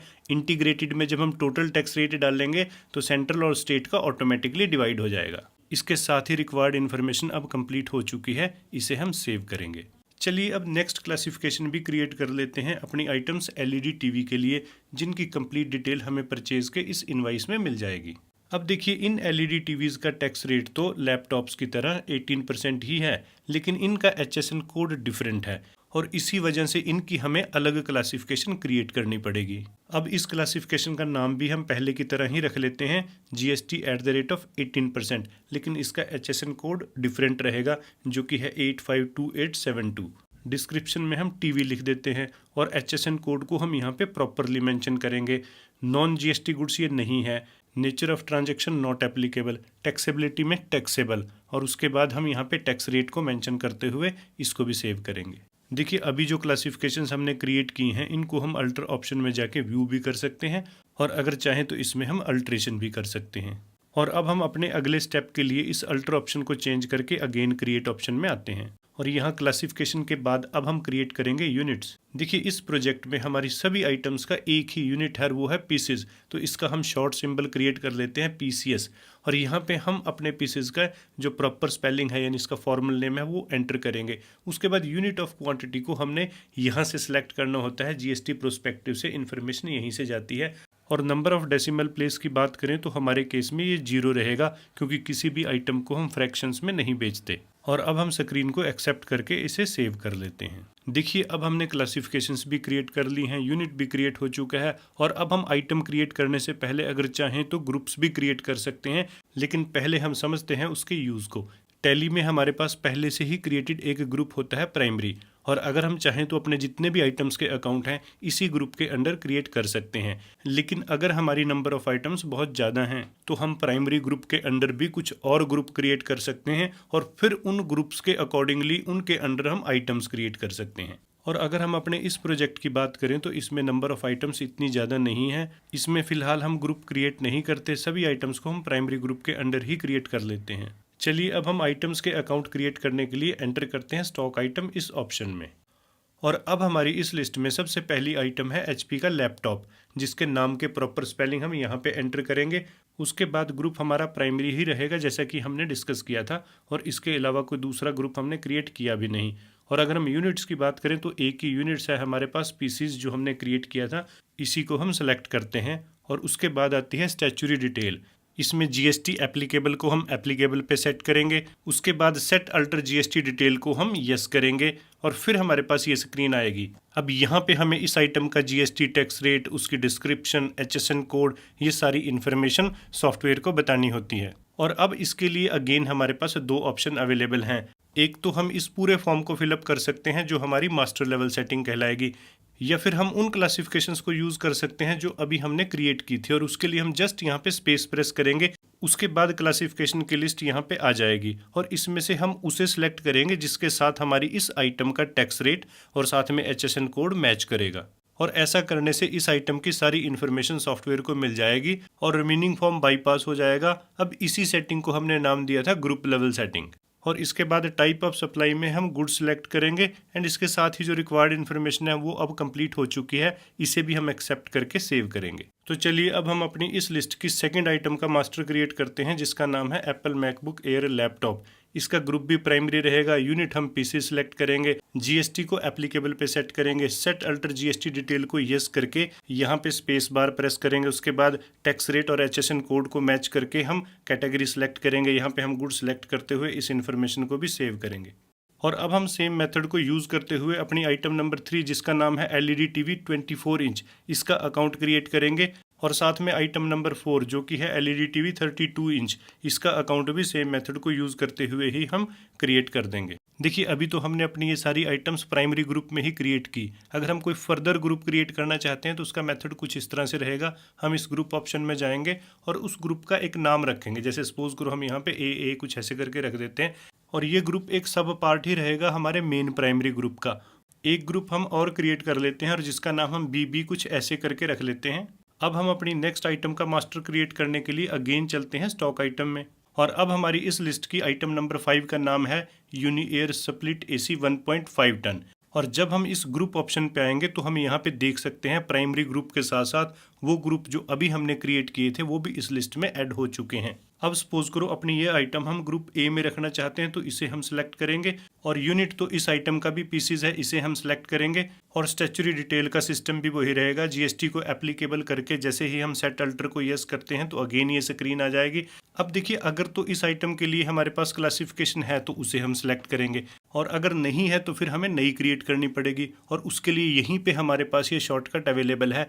जैसे हम यहाँ पे क्लिक करते हैं अगेन ये क्लासिफिकेशन क्रिएट करने की स्क्रीन हमारे पास ओपन हो जाएगी और आगे का मेथड बिल्कुल वैसे ही रहेगा जैसे कि हम ऑलरेडी डिस्कस कर चुके हैं। और जब हम इस क्लासिफिकेशन को सेव करेंगे तो हमारी इस आइटम के लिए ऑटोमेटिकली अप्लाई भी हो जाएगी। उसके बाद टाइप ऑफ सप्लाई में हमें जस्ट यहाँ पे गुड्स सेलेक्ट करते हुए इस अकाउंट को भी हम सेव कर देंगे। और अब हम क्रिएट कर लेते हैं अपनी इस आइटम लिस्ट का लास्ट अकाउंट जो कि है यूनिएयर स्प्लिट एसी 2 टन। इसको भी हम अंडर ग्रुप ए ही रख लेते हैं। और अगर हम यूनिट की बात करें तो वो तो पीसीज ही रहेगा। स्टैच्यूरी डिटेल में अगेन जीएसटी हम यहाँ पे एप्लीकेबल करते हैं। अब देखिए वैसे तो इस प्रेजेंट स्टेप को हम बिल्कुल डिटेल में डिस्कस कर चुके हैं कि क्लासिफिकेशन हमने यहाँ से सिलेक्ट करनी है, अगर नहीं है तो हम नई क्रिएट करेंगे। लेकिन अगर हम नई क्लासिफिकेशन क्रिएट करने की बजाय इस सेटिंग को मास्टर लेवल पे करना चाहें तो उसके लिए जस्ट हम यहाँ अनआइडेंटिफाई को सिलेक्ट करेंगे और फिर नीचे इस फॉर्म में इन्फॉर्मेशन बिल्कुल वैसे ही फिलअप करेंगे जैसे कि हम क्लासिफिकेशन क्रिएट करते टाइम करते हैं। जैसे इसकी डिस्क्रिप्शन, एचएसएन कोड और जितनी रिमेनिंग इन्फॉर्मेशन है जिसमें टैक्स रेट वगैरह ये सब कुछ आ जाता है। और फिर इसमें भी हम यहाँ पे गुड सेलेक्ट करके इसे सेव कर देते हैं। देखिए अब हमारी सभी आइटम्स के अकाउंट प्रॉपरली क्रिएट हो चुके हैं और इनकी लिस्ट को व्यू करने के लिए अगेन हम इस अल्टर ऑप्शन में जाके स्टॉक आइटम पे क्लिक कर सकते हैं। उसके बाद यहाँ पे ये पूरी लिस्ट आ जाएगी। इसे हम यहाँ पे व्यू भी कर सकते हैं। अगर किसी आइटम को हम अल्टर करना चाहें तो वो भी पॉसिबल है। और साथ में इनके अलावा कोई और अगर हम नई आइटम क्रिएट करना चाहें तो उसके लिए शॉर्टकट भी यहाँ पे अवेलेबल है। अब देखिए ये हमारी फाइनल लिस्ट ऑफ मास्टर्स है इस प्रोजेक्ट की। इसमें से 2 अकाउंट यूनिएयर और रिची रिच ट्रेडर्स को हम बाद में क्रिएट करेंगे जैसे कि हमने डिस्कस किया था। रेंट अकाउंट और फर्नीचर अकाउंट को हम अभी क्रिएट कर लेते हैं और रिमेनिंग सारे अकाउंट हम ऑलरेडी क्रिएट कर चुके हैं। ये सारे अकाउंट हमारे पास इस लिस्ट में भी अवेलेबल है। तो चलिए अब जो हमारे पेंडिंग अकाउंट हैं उनको भी हम क्रिएट कर लेते हैं। और पहले हम ले लेते हैं रेंट अकाउंट जो कि हमारा एक बिजनेस एक्सपेंसेस है और इसकी नेचर भी ये एक इनडायरेक्ट एक्सपेंसेस है तो इसका रेलिवेंट ग्रुप यही रहेगा। उसके बाद टाइप ऑफ लेजर में हम नॉट एप्लीकेबल को सेट करेंगे। और अगर हम स्टैच्यूरी डिटेल की बात करें तो ये भी इंपॉर्टेंट रहेगा इस केस में क्योंकि रेंट हमारी एक टैक्सेबल इनवर्ड सप्लाई है, जीएसटी इस पे एप्लीकेबल है। अब जिन अकाउंट के साथ इन्वेंट्री लिंक होती है जैसे परचेज और सेल्स अकाउंट, उस केस में तो जीएसटी के जो टैक्स रेट हैं हम आइटम के साथ सेट करते हैं। लेकिन जिन अकाउंट के साथ इन्वेंट्री लिंक नहीं होती उनके जीएसटी रेट हमें यहीं पे सेट करने पड़ेंगे। अब इसके लिए जीएसटी को तो हम एप्लीकेबल करेंगे ही और साथ में सेट अल्टर डिटेल को यस करके यहाँ पे रेंट से रिलेटेड इन्फॉर्मेशन को हम बिल्कुल वैसे ही फिलअप करेंगे जैसे हमने आइटम के केस में किया था। अब देखिए यहाँ पे वो क्लासिफिकेशंस भी रिफ्लेक्टेड हैं जो हमने पहले क्रिएट की थी, लेकिन इनमें से किसी भी क्लासिफिकेशन के साथ रेंट का सर्विस अकाउंट कोड मैच नहीं करेगा। और अब ऐसी सिचुएशन में या तो हम नई क्लासिफिकेशन क्रिएट करते हैं या फिर यहाँ अनआइडेंटिफाई पे क्लिक करके इंडिविजुअली मास्टर लेवल पे सेटिंग कर सकते हैं क्योंकि इस ग्रुप में कोई दूसरा अकाउंट हमने क्रिएट नहीं करना। और अब इसमें रिमेनिंग इन्फॉर्मेशन तो बिल्कुल वैसे ही आएगी। यहाँ पे हम इसकी डिस्क्रिप्शन टाइप करेंगे, उसके बाद रेंट का जो सर्विस अकाउंटिंग कोड है उसे हम यहाँ एंटर करेंगे। देन ये नॉन जीएसटी सप्लाई नहीं है। नेचर ऑफ ट्रांजैक्शन में भी यहाँ नॉट एप्लीकेबल हम करेंगे। टैक्सेबिलिटी में टैक्सेबल सेट करेंगे और उसके बाद मोस्ट इंपॉर्टेंट रहेगा इसका जीएसटी रेट। और अब यहाँ सर्विस को सिलेक्ट करते हुए इस अकाउंट को हम सेव कर देंगे। तो चलिए अब हम क्रिएट करते हैं अपना नेक्स्ट अकाउंट जिसका नाम है फर्नीचर एंड फिक्सचर, और ये हमारी कंपनी की फिक्स्ड एसेट्स है, तो इसका रेलिवेंट ग्रुप भी यही रहेगा, इसे हम सिलेक्ट करेंगे। और अब आगे है स्टैट्यूटरी डिटेल, जिसमें जीएसटी की सेटिंग हम बिल्कुल वैसे ही करेंगे जैसे हमने अपने एक्सपेंसेस के अकाउंट के केस में की थी। बस इसमें जो डिटेल है जिसमें description, HSN code, tax rate, वो इस आइटम के आएंगे यानी फर्नीचर एंड फिक्सचर के। और इसके साथ ही हमारे ये सारे के सारे रिक्वायर्ड अकाउंट क्रिएट हो चुके हैं। और अब हम शुरू करेंगे अपना नेक्स्ट स्टेप, जिसमें डिस्कस करेंगे कि बिजनेस की डिफरेंट ट्रांजैक्शंस को हम कैसे रिकॉर्ड करते हैं टैली प्राइम सॉफ्टवेयर में। और उसके लिए हमें जानना होगा ट्रांजैक्शंस के इस वॉचर ऑप्शन में, जैसे कि हम जानते ही हैं। और यहाँ हमारी स्क्रीन कुछ इस तरह से दिखाई देती है। ये वो एरिया है जिसमें हमारी ट्रांजैक्शन की डिटेल आती है, और साथ में हमारी हेल्प के लिए यहाँ साइड में बहुत सारे बटन्स भी अवेलेबल हैं। और यहाँ पे वो डेट डिस्प्ले होती है जिसमें हमारी ट्रांजैक्शन रिकॉर्ड होगी, और साथ में यहाँ लेफ्ट साइड में वो वॉचर टाइप डिस्प्ले होता है जिसमें हम अपनी ट्रांजैक्शन रिकॉर्ड करेंगे। देखिए, टैली सॉफ्टवेयर में अलग अलग टाइप की ट्रांजैक्शंस को रिकॉर्ड करने के लिए उसकी नेचर और रिक्वायरमेंट के अकॉर्डिंगली कुछ अलग अलग वॉचर टाइप्स दिए गए हैं, जैसे कि contra, payment, receipts, journal, sales, purchase, और साथ में कुछ अदर वॉचर्स भी हैं। लेकिन अब यहाँ नेक्स्ट इंपॉर्टेंट क्वेश्चन ये आता है कि जब हम अपने किसी पर्टिकुलर ट्रांजैक्शन को रिकॉर्ड करेंगे तो ये कैसे डिसाइड होगा कि वो ट्रांजैक्शन कौन से वॉचर टाइप में रिकॉर्ड होगी। तो चलिए इसी बात को हम सबसे पहले डिस्कस करते हैं, सो दैट ट्रांजैक्शंस रिकॉर्ड करने में हमें किसी भी टाइप की कोई प्रॉब्लम ना आए। और इनमें हम सबसे पहले बात करते हैं कॉन्ट्रा की, जिसका शॉर्टकट होता है F4। देखिए, कॉन्ट्रा ऑप्शन में ट्रांजैक्शन उसी सिचुएशन में रिकॉर्ड होती है जब हम अपने ही बैंक से कैश विड्रॉल कराते हैं, या फिर अपने बैंक में कैश डिपॉजिट करते हैं, या फिर हम अपने एक बैंक अकाउंट से किसी दूसरे बैंक अकाउंट में पैसा ट्रांसफ़र करते हैं। यानी हमारी जर्नल एंट्री में जो दो अकाउंट इन्वॉल्व होते हैं वो कैश या बैंक के अलावा कोई और नहीं हो सकते। यानी यहाँ पे cash to bank, bank to cash, या फिर बैंक टू बैंक, यही ट्रांजैक्शन रिकॉर्ड हो सकती है। और अब इसमें नेक्स्ट वॉचर टाइप है पेमेंट, जिसका शॉर्टकट है F5। देखिए, जैसे इसके नाम से ही हमें पता चलता है, जब हम किसी को पेमेंट करते हैं, और पेमेंट नॉर्मली दो तरीके से हो सकती है, या तो हम किसी को कैश पे करेंगे या फिर बैंक से करेंगे। जब हम कैश पे करते हैं तो हमारी जर्नल एंट्री में कैश क्रेडिट होता है, और जब हम पेमेंट बैंक से करते हैं, चाहे चेक हो या फिर ऑनलाइन मोड, वहाँ हमारा बैंक अकाउंट क्रेडिट होता है। यानी यहाँ पे सिंपल सी हमें एक बात ध्यान रखनी है कि हमारी जर्नल एंट्री में या तो कैश अकाउंट क्रेडिट हो या फिर बैंक अकाउंट क्रेडिट हो। अगर कोई भी एक अकाउंट क्रेडिट होता है तो उस एंट्री को हम पेमेंट ऑप्शन में रिकॉर्ड करेंगे। और अगर हम रिसीप्ट्स की बात करें, जिसका वॉचर टाइप होता है F6। देखिए, रिसीप्ट्स का सिंपल सा मीनिंग होता है पैसे आना। यानी जब हम कोई अमाउंट अपने बिजनेस में रिसीव करते हैं उसे ही हम नॉर्मली रिसीप्ट्स बोलते हैं। और रिसीप्ट्स हमें दो तरीके से हो सकती है, हमारे पास कैश भी आ सकता है या फिर पैसे हमारे बैंक में भी आ सकते हैं, चाहे वो चेक से आएँ या किसी ऑनलाइन मोड से। और जब हमें कैश आता है, हमारी जर्नल एंट्री में कैश अकाउंट डेबिट होता है। जब पैसे बैंक में आते हैं तो बैंक अकाउंट डेबिट होता है। यानी अगर हमारी जर्नल एंट्री में कैश या बैंक में से कोई भी एक अकाउंट डेबिट हो तो वो ट्रांजैक्शन हमारी रिसीप्ट्स वॉचर टाइप में रिकॉर्ड होगी। नेक्स्ट वॉचर टाइप है जर्नल, जिसका शॉर्टकट होता है F7, लेकिन इसे हम सबसे बाद में डिस्कस करेंगे। और अब इसमें नेक्स्ट वॉचर टाइप है सेल्स, जिसका शॉर्टकट होता है F8। देखिए, सेल्स हम उन ट्रांजैक्शंस को बोलते हैं जो हमारी ट्रेडिंग गुड्स को बेचने से रिलेटेड होती है। यानी जिस प्रोडक्ट में हमारी कंपनी डील करती है, जब हम उसे बेचते हैं तो वो होती है सेल्स। और सर्विसेज के केस में जब हम सर्विसेज प्रोवाइड करते हैं, अब यही ट्रांजैक्शंस हमारे सेल्स वॉचर टाइप में रिकॉर्ड होती हैं। और अब नेक्स्ट वॉचर टाइप है परचेज, जिसका शॉर्टकट होता है F9। देखिए, परचेज का मीनिंग होता है ट्रेडिंग गुड्स को खरीदना, मैन्युफैक्चरिंग के केस में रॉ मटेरियल। अब यही ट्रांजैक्शन हमारे परचेज वॉचर टाइप में रिकॉर्ड होती हैं। और अगर हम जीएसटी की बात करें तो उसमें परचेज का टेक्निकल मीनिंग होता है इनवर्ड सप्लाई, और वहाँ पे हम एक्सपेंसेस को भी इनवर्ड सप्लाई बोलते हैं और साथ में फिक्स्ड एसेट्स को भी। यानी जब हम जीएसटी प्रोस्पेक्टिव से इनवर्ड सप्लाई की ट्रांजैक्शंस आईटीसी लेने के पॉइंट ऑफ व्यू से रिकॉर्ड करते हैं तो उस सिचुएशन में एक्सपेंसेस और फिक्स्ड एसेट्स की ट्रांजैक्शन भी परचेज वॉचर टाइप में होती हैं। तो चलिए अब हम जर्नल वॉचर टाइप को भी डिस्कस कर लेते हैं। देखिए इसमें हमें सिंपल सी बस एक बात ध्यान रखनी है कि जो हमारी ट्रांजैक्शन रिमेनिंग 5 किसी भी वॉचर टाइप में एडजस्ट हो जाएं तो ठीक है, जो किसी दूसरे वॉचर टाइप में रिकॉर्ड नहीं होंगी वो सारी ट्रांजैक्शंस आएंगी जर्नल वॉचर टाइप में। देखिए टैली सॉफ्टवेयर में इन सभी वॉचर टाइप्स को न सिर्फ इस तरह से डिज़ाइन किया गया है कि वो उसकी नेचर के अकॉर्डिंगली हर रिक्वायरमेंट को पूरा करे, बल्कि हम इनको अपने बिजनेस की रिक्वायरमेंट के अकॉर्डिंगली अलग अलग कॉन्फ़िगर भी कर सकते हैं। जैसे हम कॉन्ट्रा को सिलेक्ट करके कॉन्फ़िगर पे क्लिक करते हैं तो इस वॉचर टाइप को एडजस्ट करने के यहाँ पे हमें कुछ ऑप्शन मिलेंगे। उसके बाद इसी तरह से अगर हम पेमेंट वॉचर टाइप को सिलेक्ट करके कॉन्फ़िगर पे क्लिक करते हैं तो यहाँ इसको एडजस्ट करने के हमारे पास अलग से फीचर मिल जाएंगे। एंड सिमिलरली अगर हम रिसीप्ट्स को अलग से कॉन्फ़िगर करना चाहें तो ये अलग से कॉन्फ़िगर हो जाएगा और इससे रिलेटेड ऑप्शन यहाँ पे मिलेंगे। जर्नल को भी हम अलग से कॉन्फ़िगर कर सकते हैं, इससे रिलेटेड यहाँ पे ऑप्शन हमें मिल जाएंगे। एंड ऐसे ही ये हम सेल्स को भी कॉन्फ़िगर कर सकते हैं और उसके बाद हम परचेज को भी अलग से कॉन्फ़िगर कर सकते हैं अपनी कंपनी की रिक्वायरमेंट के अकॉर्डिंगली।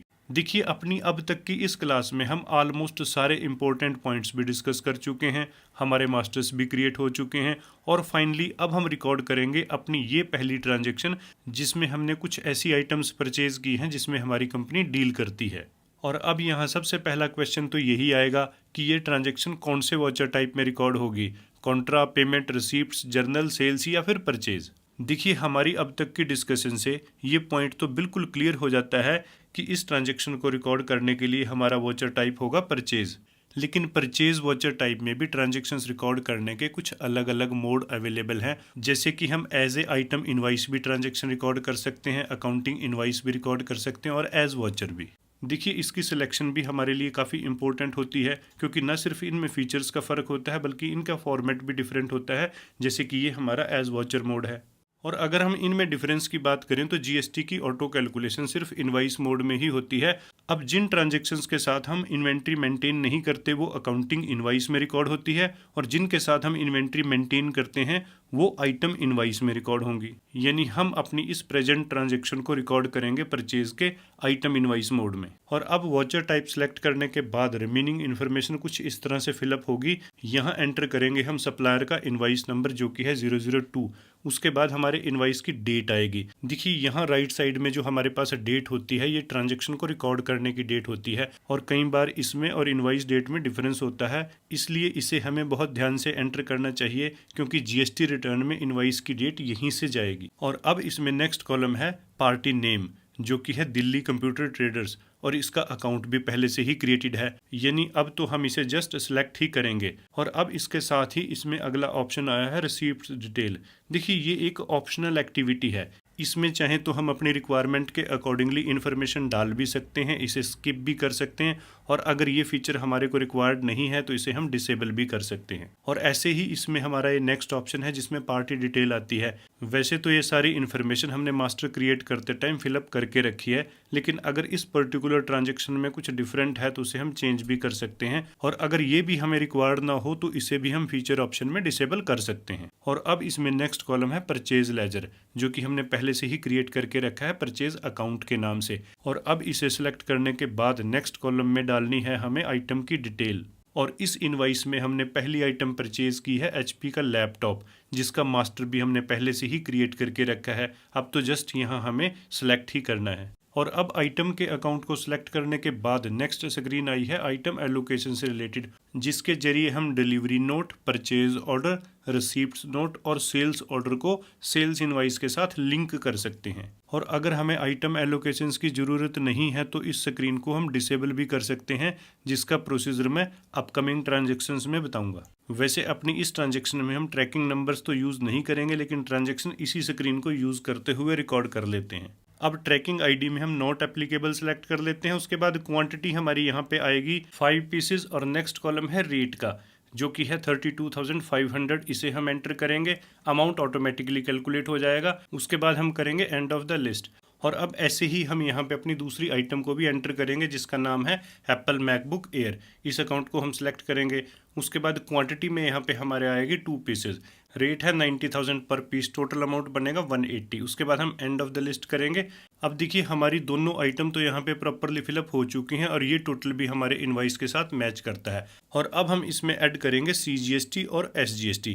चलिए सबसे पहले हम सेलेक्ट करते हैं CGST का अकाउंट। उसके बाद हम देख सकते हैं, देखिए इसका अमाउंट ऑटोमेटिकली कैलकुलेट होकर यहाँ पे ऐड हो चुका है। और अब हम स्टेट GST यानी SGST के अकाउंट को भी यहाँ पे सिलेक्ट कर लेते हैं। उसके बाद हम देख सकते हैं इसका अमाउंट भी ऑटोमेटिकली कैलकुलेट हुआ है। और अगर ये ऑटोमेटिकली कैलकुलेट नहीं होता तो उसका मीनिंग ये होगा कि हमसे मास्टर्स की सेटिंग में कोई मिस्टेक हुई है। और अब इसमें नेक्स्ट है प्रोवाइड ई-वे बिल डिटेल, जिसे हम अपनी सेल्स की ट्रांजेक्शन्स के साथ डिस्कस करेंगे। और लास्ट में आएगी नरेशन।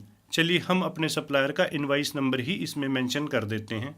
और अब इसके साथ ही हमारी इस ट्रांजैक्शन की सारी इन्फॉर्मेशन यहाँ पे प्रॉपर फिलअप हो चुकी है। अब इसे हम एक्सेप्ट करके सेव कर देते हैं। और अब हम रिकॉर्ड करते हैं परचेज किए नेक्स्ट ट्रांजैक्शन, जिसमें हमने कुछ LED TVs video max international private limited से परचेज किए हैं। वैसे तो ये ट्रांजैक्शन भी प्रीवियस ट्रांजैक्शन की तरह ही रिकॉर्ड होगी, लेकिन इसको हम रिकॉर्ड करते हुए कुछ फीचर्स भी सेट करेंगे। और हमारी ये ट्रांजैक्शन 2 अप्रैल की है, तो चलिए सबसे पहले हम डेट चेंज कर लेते हैं। और अब इसके बाद हम यहाँ पे सप्लायर के इनवाइस नंबर को टाइप करेंगे। उसके बाद इनवाइस की डेट आएगी, देन पार्टी नेम में हमारा वीडियो मैक्स इंटरनेशनल आएगा।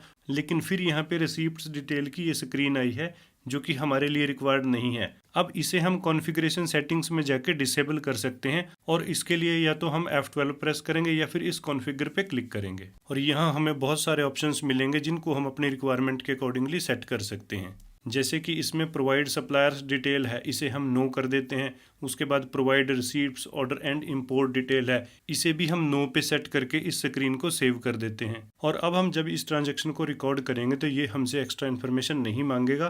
पार्टी नेम से डायरेक्टली ये परचेज लेजर पे आ जाएगा, जिसमें हम परचेज अकाउंट को सिलेक्ट कर लेंगे। और अब हम सिलेक्ट करेंगे इस इनवाइस की पहली आइटम, जो कि है 24 इंच LED टीवी।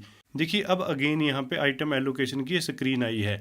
अगर तो हम यहाँ पे ट्रैकिंग नंबर यूज़ करते हैं फिर तो ठीक है, लेकिन अगर हम इसे यूज़ नहीं करते तो हमारे लिए ये स्क्रीन काफ़ी डिस्टर्बिंग रहती है।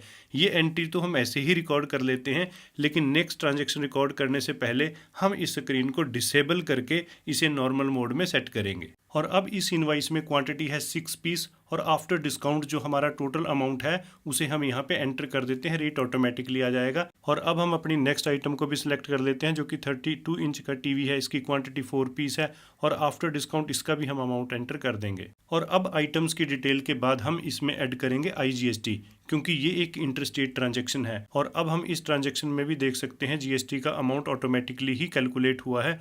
उसके बाद हम इसमें नरेशन टाइप करते हुए इस ट्रांजैक्शन को भी एक नॉर्मल प्रोसीजर के अकॉर्डिंगली सेव कर देते हैं। और अब परचेज की नेक्स्ट ट्रांजैक्शन को रिकॉर्ड करने से पहले हम आइटम एलोकेशन को डिसेबल करेंगे, जैसे कि अभी हमने डिस्कस किया था।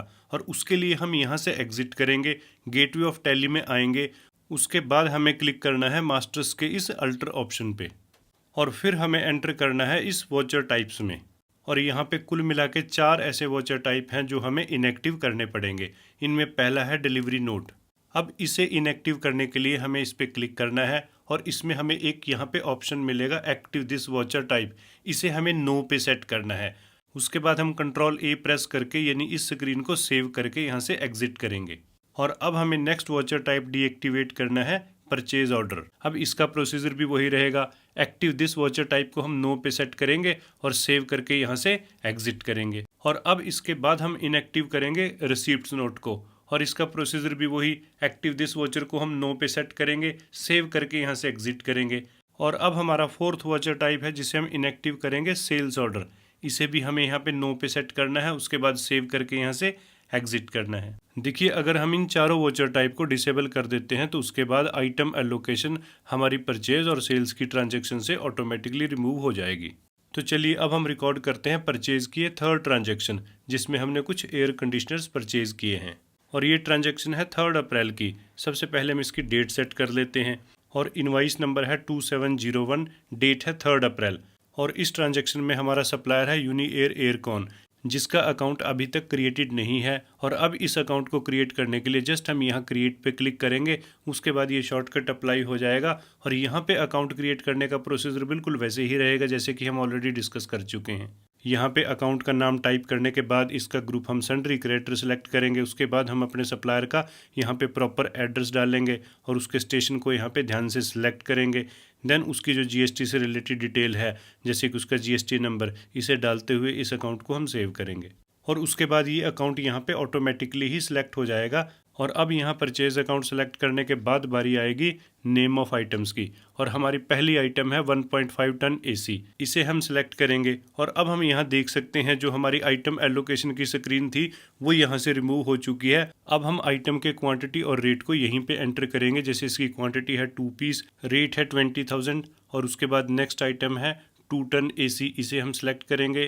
क्वांटिटी है 10 पीस, रेट है 24,000, आइटम्स की टोटल वैल्यू बन जाएगी 2,80,000।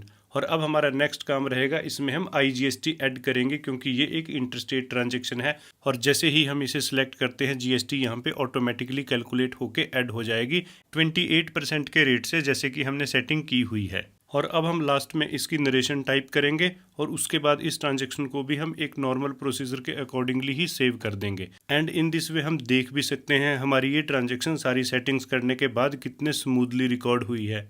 और अब हम रिकॉर्ड करेंगे अपनी सेल्स की ट्रांजैक्शंस। देखिए परचेज और सेल्स की ट्रांजैक्शंस को रिकॉर्ड करने का प्रोसीजर ऑलमोस्ट सेम ही रहता है, बस यहाँ पे हमें अपना वॉचर टाइप चेंज करके इसे सेल्स पे सेट करना है। और जो सेटिंग्स हम परचेज की ट्रांजैक्शंस के लिए करते हैं वो ऑटोमेटिकली हमारी सेल्स की ट्रांजैक्शंस पे भी अप्लाई हो जाती हैं। तो चलिए शुरू करते हैं हम अपनी इस पहली ट्रांजैक्शन से जिसमें हमने एक लैपटॉप को सेल किया है। हमारी इस ट्रांजैक्शन की डेट है 1 अप्रैल, अकॉर्डिंगली इसे हम चेंज कर लेते हैं। पार्टी नेम में हमारे कस्टमर का अकाउंट हम सेलेक्ट करेंगे जो कि है metro electronic world. Sales ledger हमारे पास एक ही है, सेल्स अकाउंट, इसे हम सेलेक्ट करेंगे। नेम ऑफ आइटम हमारी HP का लैपटॉप है, क्वांटिटी 2 पीस है, रेट हमारा 35,000 है, अमाउंट ऑटोमेटिकली कैलकुलेट हो जाएगा। और क्योंकि ये एक इंट्रास्टेट ट्रांजैक्शन है तो GST में हम सेलेक्ट करेंगे CGST अकाउंट को, जिसका अमाउंट यहाँ पे ऑटोमेटिकली कैलकुलेट हो जाएगा। उसके बाद हम SGST अकाउंट को सिलेक्ट करेंगे, इसका अमाउंट भी ऑटोमेटिकली कैलकुलेट हो जाएगा। और अब इसमें नेक्स्ट है प्रोवाइड ई-वे बिल डिटेल। देखिए अगर हम अपने इस इनवाइस का ई-वे बिल भी जनरेट करना चाहते हैं तो उसके लिए हम इसे यस करेंगे और उसके बाद ये सारी इन्फॉर्मेशन फिलअप करके हम इसे ई-वे बिल पोर्टल पे भेज सकते हैं। और अगर हम इस डिटेल की भी बात करें तो इसमें कंसाइनर डिटेल और कंसाइनी डिटेल तो कस्टमर के मास्टर से ऑटोमेटिकली ही आ जाएगी। बस यहाँ पे हमारे लिए सबसे इम्पोर्टेंट है ट्रांसपोर्टर डिटेल, जिसमें हम ये सारी रिक्वायर्ड इन्फॉर्मेशन को फिलअप करेंगे, जैसे कि डिस्टेंस कितना है, ट्रांसपोर्टर नेम अगर कोई है तो वो कौन सा है, ट्रांसपोर्टर ID, व्हीकल नंबर हमारे लिए यहाँ पे काफ़ी इंपॉर्टेंट रहेगा, व्हीकल टाइप और साथ में डॉक्यूमेंट नंबर और उसकी डेट। और इसी इन्फॉर्मेशन से हमारा ई-वे बिल जनरेट हो जाएगा। और उसके बाद इस ट्रांजैक्शन का जो लास्ट पार्ट है वो है नरेशन। इसमें हम अपने इनवॉइस नंबर को टाइप कर सकते हैं जो कि है 501। एंड इन दिस वे हम देख सकते हैं इस ट्रांजैक्शन से रिलेटेड ये सारी की सारी इन्फॉर्मेशन यहाँ पे प्रॉपरली फिलअप है। बस अब हमें इस ट्रांजैक्शन को सिर्फ सेव करना है। और अब हम नेक्स्ट ट्रांजैक्शन को रिकॉर्ड करने के साथ साथ एक इम्पोर्टेंट पॉइंट और डिस्कस करेंगे। देखिए हमारे इस सेल्स वॉचर में ये जो नंबर होता है ये ना सिर्फ एक वॉचर नंबर है बल्कि यही हमारा सेल्स इनवाइस नंबर भी होता है टैली सॉफ्टवेयर में। देखिए वैसे तो इसका सीरियल नंबर ऑटोमेटिकली ही अपडेट होता है, लेकिन हम इसे अपनी मर्जी के अकॉर्डिंगली एडजस्ट भी कर सकते हैं। ये सीरियल नंबर चेंज भी कर सकते हैं, इसमें प्रीफिक्स और सुफिक्स भी जोड़ सकते हैं। जैसे हमारा ये सेल्स का नेक्स्ट इनवाइस है, अगर हम इसमें इनवाइस नंबर को देखें तो इनवाइस नंबर कुछ ऐसे मेंशन है DL/502। अब यही सेटिंग अगर हम टैली सॉफ्टवेयर में करना चाहें तो इसका प्रोसीजर कुछ इस तरह से रहेगा। यहाँ से हम एग्जिट करेंगे और उसके बाद हम चलेंगे गेटवे ऑफ टैली में मास्टर्स के इस अल्टर ऑप्शन में। अब यहाँ हमें जानना है अकाउंटिंग मास्टर्स के इस वॉचर टाइप ऑप्शन में, और इनमें से अब हम सेलेक्ट करेंगे सेल्स वॉचर टाइप को। उसके लिए हमें जस्ट यहाँ पे क्लिक करना है। देखिए अब हमारा ये सेल्स वॉचर टाइप ओपन हो चुका है और इसमें वॉचर नंबरिंग को एडजस्ट करने के लिए हमें यहाँ पे 2 ऑप्शन मिलेंगे।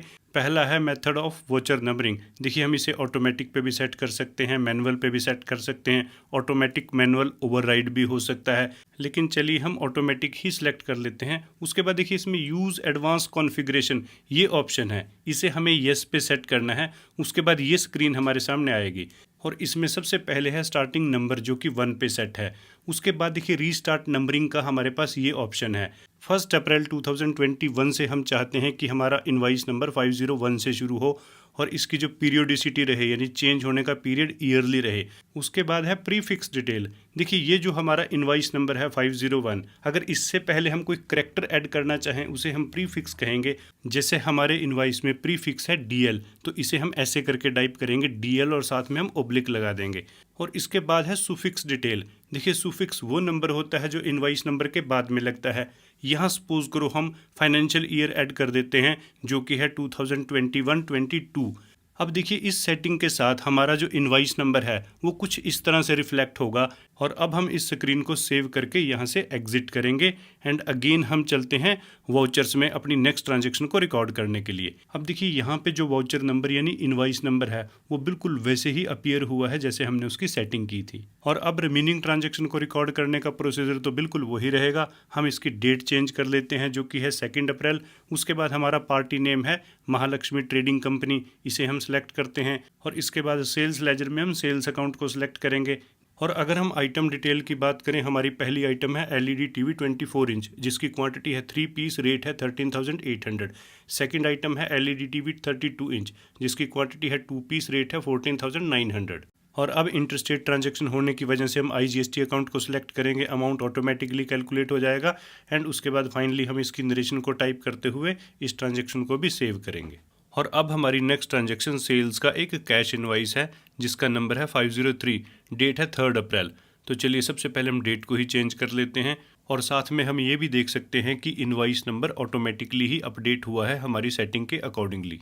और अब इस ट्रांजैक्शन को रिकॉर्ड करने के लिए पार्टी नेम में हम सेलेक्ट करेंगे कैश अकाउंट को और उसके बाद का जो रिमेनिंग प्रोसीजर है वो बिल्कुल वैसे ही रहेगा जैसे कि अभी तक हमने दूसरी सेल्स की ट्रांजैक्शंस को रिकॉर्ड किया है। देखिए टैली सॉफ्टवेयर के जरिए हम अपने बिजनेस के सेल्स इनवाइस भी जनरेट कर सकते हैं, वो भी ऑटोमेटिक GST कैलकुलेशन के साथ।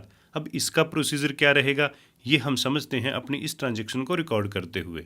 देखिए जब हम सॉफ्टवेयर के जरिए ही सेल्स के इनवाइस जनरेट करते हैं तो उस सिचुएशन में हमारे पास इस तरह कोई इनवाइस तो नहीं होगा, लेकिन इनवाइस की डिटेल जरूर होगी जिसको पहले हम सॉफ्टवेयर में रिकॉर्ड करेंगे, फिर उसका इनवाइस जनरेट होगा। जैसे हमारी इस ट्रांजैक्शन की डेट है 4 अप्रैल, इसे हम सेट करेंगे लेकिन हमारा इनवाइस नंबर 504 यहाँ पे ऑटोमेटिकली अपडेट हो जाएगा। और अब रिमेनिंग इन्फॉर्मेशन में यहाँ आएगा पार्टी का नेम जो कि है रिची रिच ट्रेडर्स, लेकिन अभी इसका अकाउंट क्रिएटेड नहीं है तो चलिए पहले हम इसे क्रिएट कर लेते हैं। और ये क्रिएट होगा अंडर ग्रुप सन्ड्री डेबिटर क्योंकि ये हमारा कस्टमर है। और उसके बाद हम इसमें रिमेनिंग इन्फॉर्मेशन एंटर करते हुए इसे सेव करेंगे, यहाँ ये ऑटोमेटिकली सिलेक्ट भी हो जाएगा। और अब हम सेल्स लेजर में सेल्स अकाउंट को सिलेक्ट करेंगे। नेम ऑफ आइटम है हमारी 1.5 टन AC जिसकी क्वांटिटी है 2 पीस, रेट है 22,000।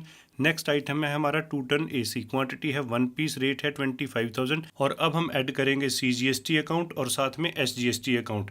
उसके बाद हम नरेशन को एंटर करते हुए एक बार इस ट्रांजैक्शन को सेव करेंगे। और उसके बाद अगेन अगर हम इसे स्क्रीन पे लेके आना चाहें तो हम एक शॉर्टकट यूज़ करेंगे पेज अप, और इसे यूज़ करने के बाद अब हम देख सकते हैं ट्रांजैक्शन हमारी स्क्रीन पे है। अब इसके इनवाइस को हम कॉन्फ़िगर भी कर सकते हैं और प्रिंट भी कर सकते हैं, और उसके लिए हमें क्लिक करना होगा इस प्रिंट ऑप्शन पे। और यहाँ हमारे पास 3 ऑप्शंस अवेलेबल हैं।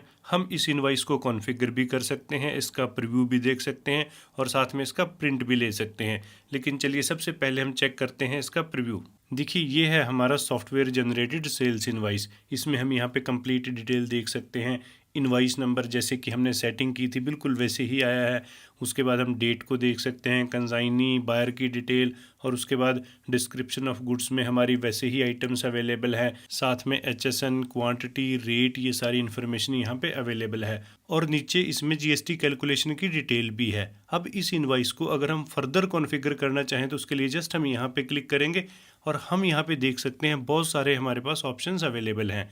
अपनी रिक्वायरमेंट के अकॉर्डिंगली हम इनमें से किसी भी कॉलम को ऑन या ऑफ कर सकते हैं। और इसके अलावा हमने कितनी नंबर ऑफ कॉपीज़ प्रिंट करनी है, पेपर की मार्जिन क्या रहेगी, ये सारी सेटिंग्स इसमें अवेलेबल हैं। और जब हम इस इनवाइस को प्रिंट करना चाहें तो जस्ट हमें प्रिंट पे ही क्लिक करना है, इनवाइस प्रिंट हो जाएगा। यानी कुल मिला के ये मेथड रहेगा सेल्स की ट्रांजेक्शन्स को रिकॉर्ड करके उसका इनवाइस जनरेट करने का। और अब हम बात करते हैं अपनी नेक्स्ट ट्रांजेक्शन की, जो कि रिलेटेड है हमारे बिजनेस एक्सपेंसेस से। और इसमें हमने एक रेंट का इनवाइस इंक्लूड किया है जो कि रिसीव हुआ है हमें हमारे लैंडलॉर्ड RK वर्मा से, और उसने रेंट के साथ साथ हमसे GST भी कलेक्ट किया है। देखिए, जब हम एक बिजनेस एक्सपेंसेस को जीएसटी में आईटीसी लेने के प्रोस्पेक्टिव से रिकॉर्ड करते हैं तो टैली सॉफ्टवेयर में वो रिकॉर्ड होती है परचेज वाउचर टाइप में, क्योंकि इसी वाउचर टाइप में जीएसटी की ऑटो कैलकुलेशन भी होती है और दूसरी रिक्वायर्ड इन्फॉर्मेशन को भी हम इसी में फिलअप कर पाते हैं। अदरवाइज नॉर्मल सर्कमस्टांसिस में ये ट्रांजेक्शन हम जर्नल वाउचर टाइप में भी रिकॉर्ड कर सकते हैं। तो चलिए, इस ट्रांजेक्शन को रिकॉर्ड करने के लिए हम अपना वाउचर टाइप परचेज सेलेक्ट कर लेते हैं।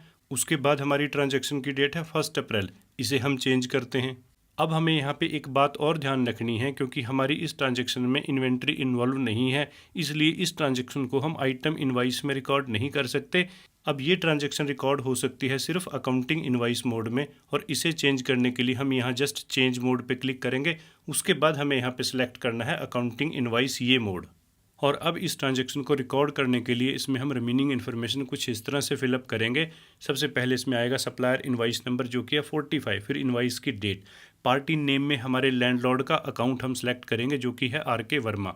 और अब यहाँ पर्टिकुलर्स में हमें सेलेक्ट करना होगा अपने एक्सपेंसेस यानी रेंट के अकाउंट को, और इसका अमाउंट है 50,000। इसे हम यहाँ पे एंटर करेंगे और उसके बाद हम अपने इनवाइस के हिसाब से इसमें CGST ऐड करेंगे जिसका अमाउंट ऑटोमेटिकली कैलकुलेट हो जाएगा।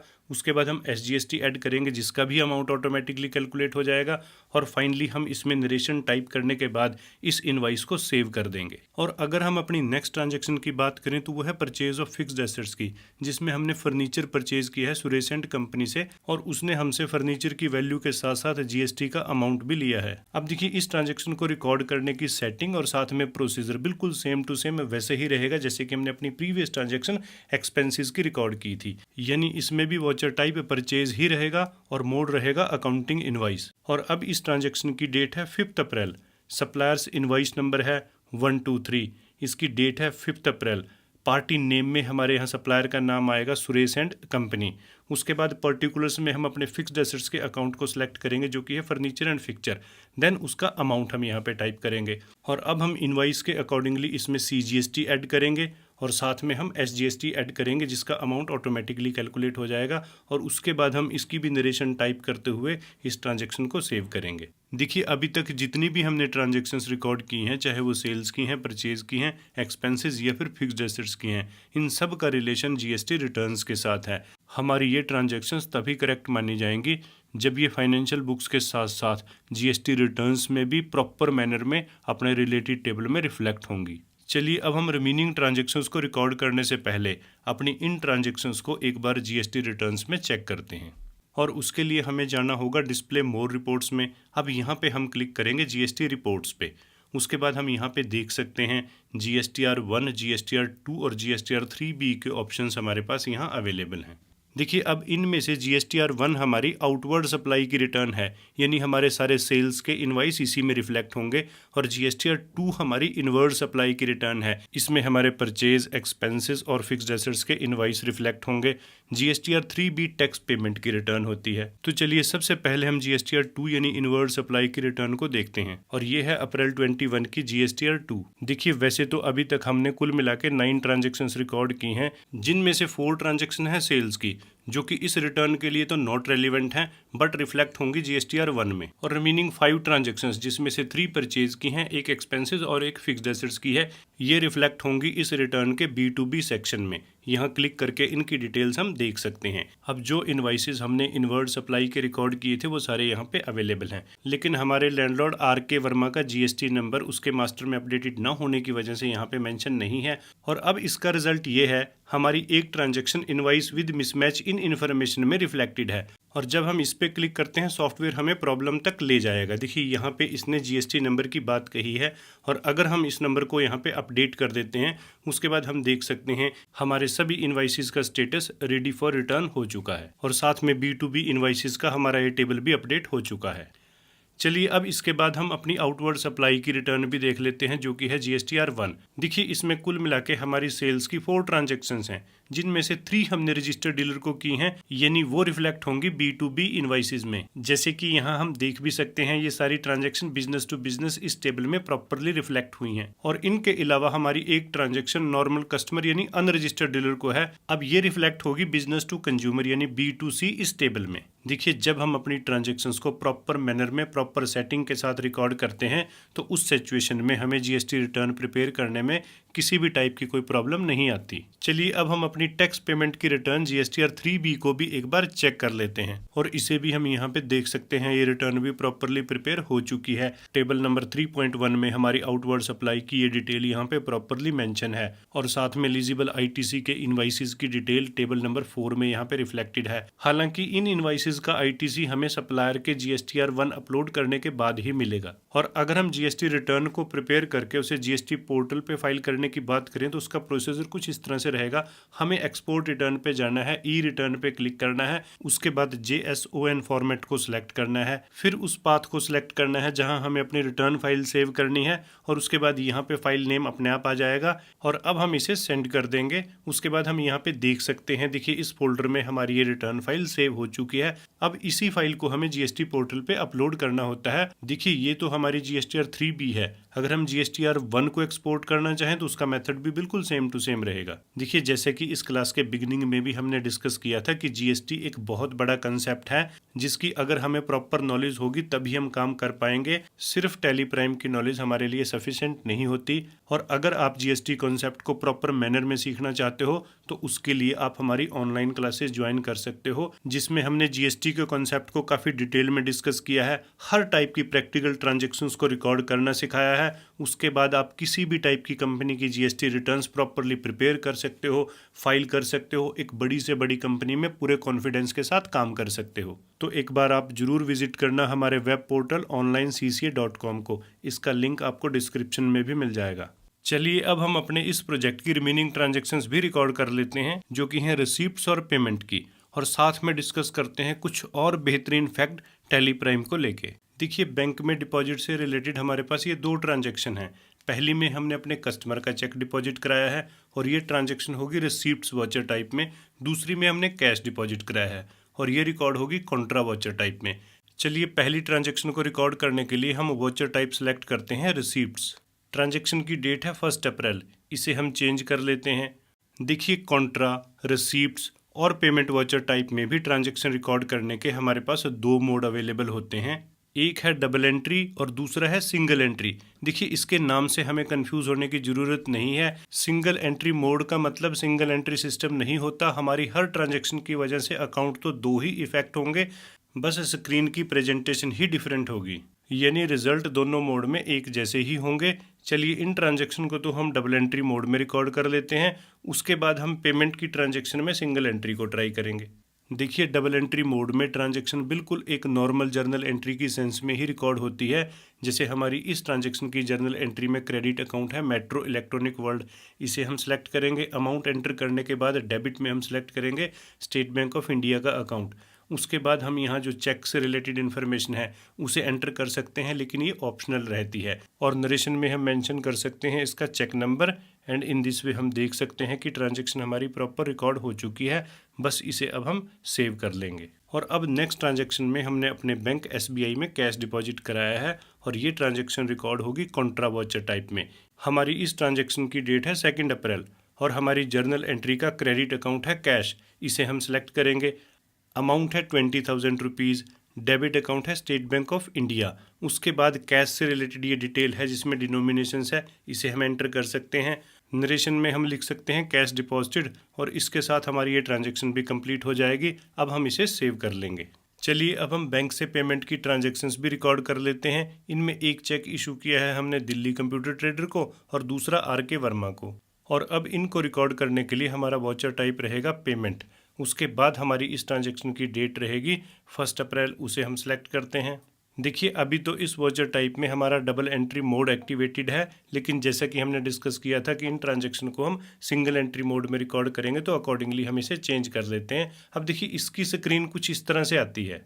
और अब इस मोड में ट्रांजैक्शन को रिकॉर्ड करने के लिए अकाउंट में हम सेलेक्ट करते हैं उस सोर्स अकाउंट को जहाँ से हमने पेमेंट की है और पर्टिकुलर्स में हम सेलेक्ट करते हैं उसके अकाउंट को जिसको हमने पेमेंट की है और ट्रांजैक्शन का अमाउंट हम यहाँ पे एंटर करेंगे। उसके बाद वो दोनों अकाउंट SBI और दिल्ली कंप्यूटर में ऑटोमेटिकली चला जाएगा और उसके बाद हम यहाँ इंस्ट्रूमेंट नंबर में अपने चेक नंबर को मेंशन कर देंगे और फिर हम नरेशन को टाइप करते हुए इस ट्रांजैक्शन को भी सेव कर देंगे। चलिए अब हम रिकॉर्ड करते हैं पेमेंट की नेक्स्ट ट्रांजैक्शन जिसकी डेट है 2 अप्रैल और इस ट्रांजैक्शन को हम रिकॉर्ड कर लेते हैं डबल एंट्री मोड में। और इस मोड में तो ट्रांजैक्शन एक नॉर्मल जर्नल एंट्री की तरह ही रिकॉर्ड होती है, जैसे कि अभी हमने डिस्कस किया था। देखिए, चाहे हम सिंगल एंट्री मोड में ट्रांजैक्शन को रिकॉर्ड करें या डबल एंट्री मोड में, रिजल्ट तो एक जैसे ही आएंगे, लेकिन जो ट्रांजैक्शन को रिकॉर्ड करने का मेथड है बस वही थोड़ा डिफरेंट होता है। और इसके साथ ही वो सभी ट्रांजैक्शन भी पोस्ट हो चुकी हैं जो हमने डिस्कस की थी। देखिए, अपने इस प्रैक्टिकल सेशन में हमने लगभग हर टाइप की बिजनेस ट्रांजैक्शन को अलग अलग मेथड से टैली प्राइम सॉफ्टवेयर में रिकॉर्ड करना सीखा। होप सो आपने इस सेशन को एंजॉय भी किया होगा, सभी पॉइंट अच्छे से समझे भी होंगे। लेकिन इतनी सारी इन्फॉर्मेशन एक फ्रेशर्स के लिए एक साथ अपने ब्रेन में स्टोर करना पॉसिबल नहीं होता। और अब इसका एक ही सोल्यूशन है कि हम इस पूरे काम की प्रॉपर प्रैक्टिस करें, क्योंकि जब हम किसी काम को खुद करके देखते हैं तो सारे स्टेप्स अपने आप ही मेमोराइज हो जाते हैं। और प्रैक्टिकल करने के लिए हमने प्रोफेशनल लेवल का प्रैक्टिस मटेरियल भी आपके लिए अरेंज किया है, जिसे आप हमारे वेब पोर्टल से डाउनलोड कर सकते हो। डाउनलोड लिंक आपको इस वीडियो की डिस्क्रिप्शन में मिल जाएगा। और अगर आपके पास टैली प्राइम सॉफ्टवेयर नहीं है, उसे आप टैली की ऑफिशियल वेबसाइट tellysolution.com से डाउनलोड करके एजुकेशनल मोड में ओपन कर सकते हो। देखिए, एजुकेशनल मोड में सॉफ्टवेयर के सारे फंक्शन प्रॉपर काम करते हैं, बस इसमें डेट्स की ही रिस्ट्रिक्शन होती हैं। हम हर महीने 1st, 2nd और 31st को ही सिलेक्ट कर पाते हैं, जो कि बेसिक प्रैक्टिस के लिए तो सफिशिएंट होती हैं। देखिए, जब आप प्रैक्टिकल करना शुरू करोगे और थोड़ी प्रैक्टिस हो जाएगी, उसके बाद आपको कुछ और नए फीचर्स की ज़रूरत पड़ेगी। चलिए, उनको भी हम अपनी इसी क्लास के नेक्स्ट पार्ट में सीख लेते हैं। और इनमें हम मेनली बात करेंगे कि एक मास्टर को हम कैसे डिलीट या फिर अल्टर कर सकते हैं, और साथ में किसी भी ट्रांजैक्शन को अल्टर या फिर डिलीट करने का प्रोसीजर क्या रहता है। और कुछ बेहतरीन शॉर्टकट कीज़ को भी हम डिस्कस करेंगे, जिनके यूज़ से न सिर्फ हमारा काम आसान होता है, बल्कि हम एक इम्प्रेसिव वे में भी काम कर सकते हैं। और उसके बाद हम सीखेंगे अपनी अलग अलग टाइप की बिजनेस रिपोर्ट्स को अलग अलग स्टाइल में व्यू करना और साथ में प्रिंट करना। इस क्लास में आगे बढ़ने से पहले आप हमारे YouTube चैनल को सब्सक्राइब करना मत भूलिएगा। चलिए, सबसे पहले डिस्कस करते हैं ट्रांजैक्शन को रिकॉर्ड करते हुए मास्टर क्रिएट करने के नए फीचर के बारे में, और साथ में डिस्कस करेंगे कि एक मास्टर को हम कब और कैसे डिलीट कर सकते हैं। देखिए, अगर हम कोई ट्रांजैक्शन रिकॉर्ड करते हुए एक मास्टर क्रिएट करना चाहते हैं तो उसके लिए हमारे पास शॉर्टकट होता है Alt+C। लेकिन टैली प्राइम में इसका ज़्यादा यूज़ इसलिए नहीं है क्योंकि क्रिएट करने का ऑप्शन हमारे पास यहीं अवेलेबल होता है। और ये ना सिर्फ मास्टर्स के लिए है, बल्कि हमें हर जगह मिल जाएगा। जैसे अगर हमें यहाँ पे ग्रुप क्रिएट करने की ज़रूरत पड़े तो उसके लिए भी ये ऑप्शन अवेलेबल है। लेकिन अब यहाँ पे क्वेश्चन मास्टर्स को क्रिएट करने के साथ साथ उसे डिलीट करने का भी है, और उसके लिए हमें जाना होगा मास्टर्स के इस अल्टर ऑप्शन में।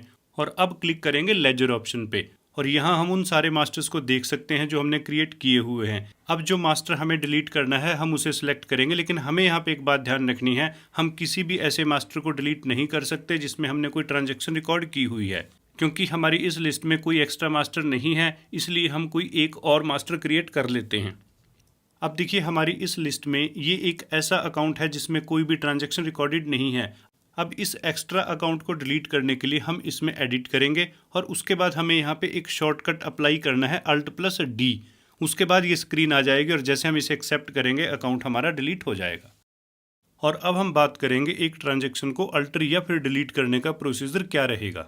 देखिए, जब हम किसी ट्रांजैक्शन को सेव कर चुके होते हैं, उसके बाद अगर हम उसे दोबारा स्क्रीन पर रिकॉल करना चाहें तो उसके लिए हम एक शॉर्टकट यूज़ करते हैं पेज अप। और जितने बार हम पेज अप प्रेस करेंगे, जो डेट हमारी स्क्रीन पे सिलेक्टेड है उसकी ट्रांजैक्शंस रोटेट होती चली जाएंगी।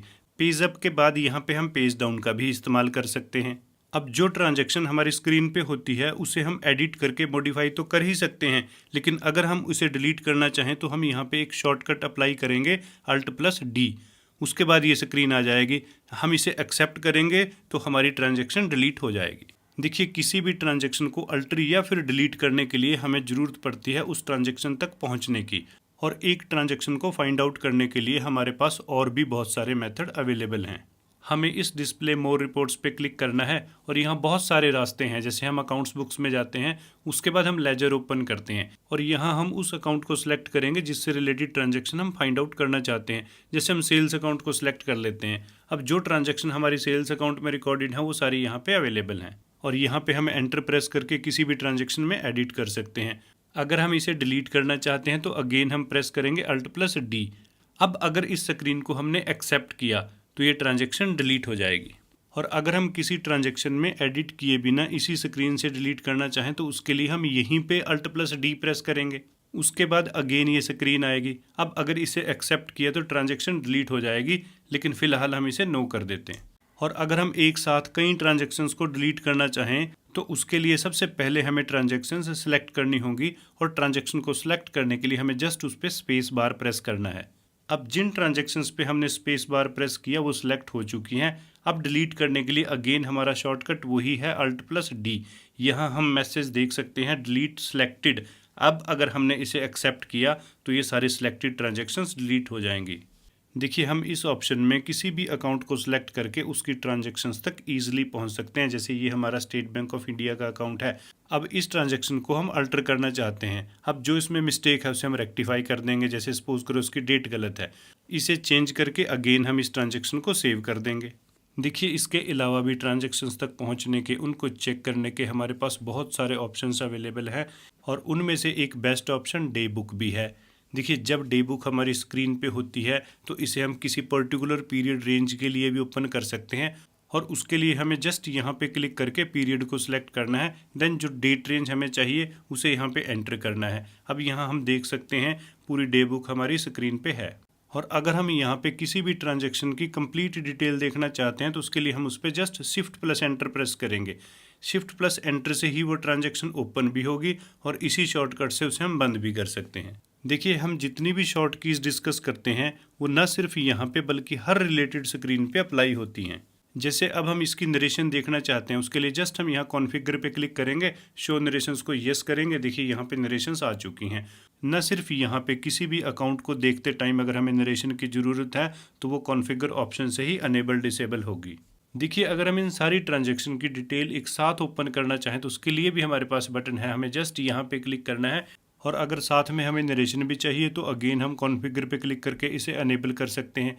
अब देखिए, जितनी ट्रांजैक्शन हमने रिकॉर्ड की थी वो सारी जर्नल एंट्री की सेंस में कंप्लीट डिटेल के साथ यहाँ पे अवेलेबल हैं। अब किसी भी ट्रांजैक्शन को अगर हम फर्दर एडिट डिलीट करना चाहें तो वो इस स्क्रीन से भी पॉसिबल हो सकता है। किसी भी ट्रांजैक्शन में एडिट करने के लिए हमें जस्ट उस पर एंटर करना है, एंड उसके बाद सारा प्रोसीजर वही रहेगा जैसे कि अभी हमने डिस्कस किया था। देखिए, अगर हम फीचर्स की और अल्टरनेट्स की बात करें तो वो बहुत सारे हैं टैली सॉफ्टवेयर में, लेकिन सभी को हमें सीखने की ज़रूरत नहीं होती। जैसे ही हम काम करना शुरू करते हैं बहुत सारी चीज़ें हमें खुद ब खुद समझ में आ जाती हैं। और अब हम डिस्कस करेंगे फाइनेंशियल रिपोर्ट्स को देखने के कुछ मेथड। जैसे हम प्रॉफिट एंड लॉस अकाउंट को देखना चाहें तो उसके लिए जस्ट हम यहाँ पे क्लिक करेंगे। उसके बाद अगर हम इसके व्यू को चेंज करना चाहें तो चेंज व्यू पे क्लिक करके हम इसे वर्टिकली भी देख सकते हैं, या अगर हम इसकी फर्दर डिटेल देखना चाहें तो उसके लिए हम जस्ट यहाँ पे क्लिक करेंगे एंड देन डिटेल्ड पे क्लिक करेंगे तो ये डिटेल्ड हो जाएगा। और यही मेथड बैलेंस शीट का भी रहेगा। इसे भी हम डिटेल करने के लिए यहाँ पे क्लिक कर सकते हैं। इसे भी हम चेंज व्यू करके वर्टिकली देख सकते हैं। देखिए, ना सिर्फ हम यहाँ पे बैलेंस शीट देख सकते हैं बल्कि किसी भी हेड पे क्लिक करके फर्दर ड्रिल डाउन कर सकते हैं। इवन यहाँ से जर्नल एंट्री तक पहुँचा जा सकता है। और अगर हम किसी भी रिपोर्ट को प्रिंट करना चाहें जो हमारी स्क्रीन पे होती है उसके लिए जस्ट हम यहाँ प्रिंट पे क्लिक करते हैं, एंड यहीं पे हम उस रिपोर्ट को कॉन्फ़िगर भी कर सकते हैं, उसका प्रीव्यू भी देख सकते हैं और प्रिंट भी यहाँ पे ले सकते हैं। देखिए, टैली प्राइम सॉफ्टवेयर में किसी भी रिपोर्ट को देखने के लिए हम डिस्प्ले मोर रिपोर्ट्स में तो जा ही सकते हैं, लेकिन इसमें हमें एक बेहतरीन ऑप्शन और मिलेगा गो टू, जिसका कीबोर्ड शॉर्टकट है Alt+G। अब इसे यूज़ करके हम किसी भी रिपोर्ट को यहीं पे डायरेक्टली सर्च कर सकते हैं। देखिए, या तो हम यहाँ पे लिस्ट में से सिलेक्ट कर सकते हैं, या फिर हमें जस्ट यहाँ पे उस रिपोर्ट का नाम टाइप करना है। जैसे कि हम ट्रायल बैलेंस को टाइप करते हैं, उसके बाद हम यहाँ देख सकते हैं ट्रायल बैलेंस हमारा ओपन हो चुका है। एंड उसके बाद फर्दर अगर हम इसका चेंज व्यू करना चाहें तो वो भी हो जाएगा। जैसे हम इसे लेजर वाइज देखना चाहते हैं, एंड जितनी रिमेनिंग बातें हैं वो सारी नॉर्मल ही रहेंगी। देखिए, टैली प्राइम सॉफ्टवेयर में गो टू बटन का हम अच्छा खासा यूज़ कर सकते हैं, क्योंकि ये बटन हर स्क्रीन पे अवेलेबल होता है और इसमें हम हर टाइप की रिपोर्ट को सर्च कर सकते हैं। अब हम इस सेशन को फिनिश करते हैं। कुछ और क्लासेस भी हम आपको इसकी कंटिन्यूशन में देंगे। प्लेलिस्ट चेक कर लीजिएगा, इसकी प्रैक्टिस भी ज़रूर कीजिएगा। प्रैक्टिस मटीरियल डाउनलोड करके चैनल को सब्सक्राइब करना मत भूलिएगा, और साथ में अपनी राय को भी कमेंट बॉक्स में ज़रूर लिखिएगा। अगर आप सॉफ्टवेयर के साथ साथ अकाउंटिंग, इन्वेंट्री, टैक्सेशन कॉन्सेप्ट को भी एक्सपर्ट की तरह सीखना चाहते हो तो ज़रूर लॉगिन कीजिएगा onlinecca.com। इस सेशन में इतना ही। Thank you very much. Bye bye.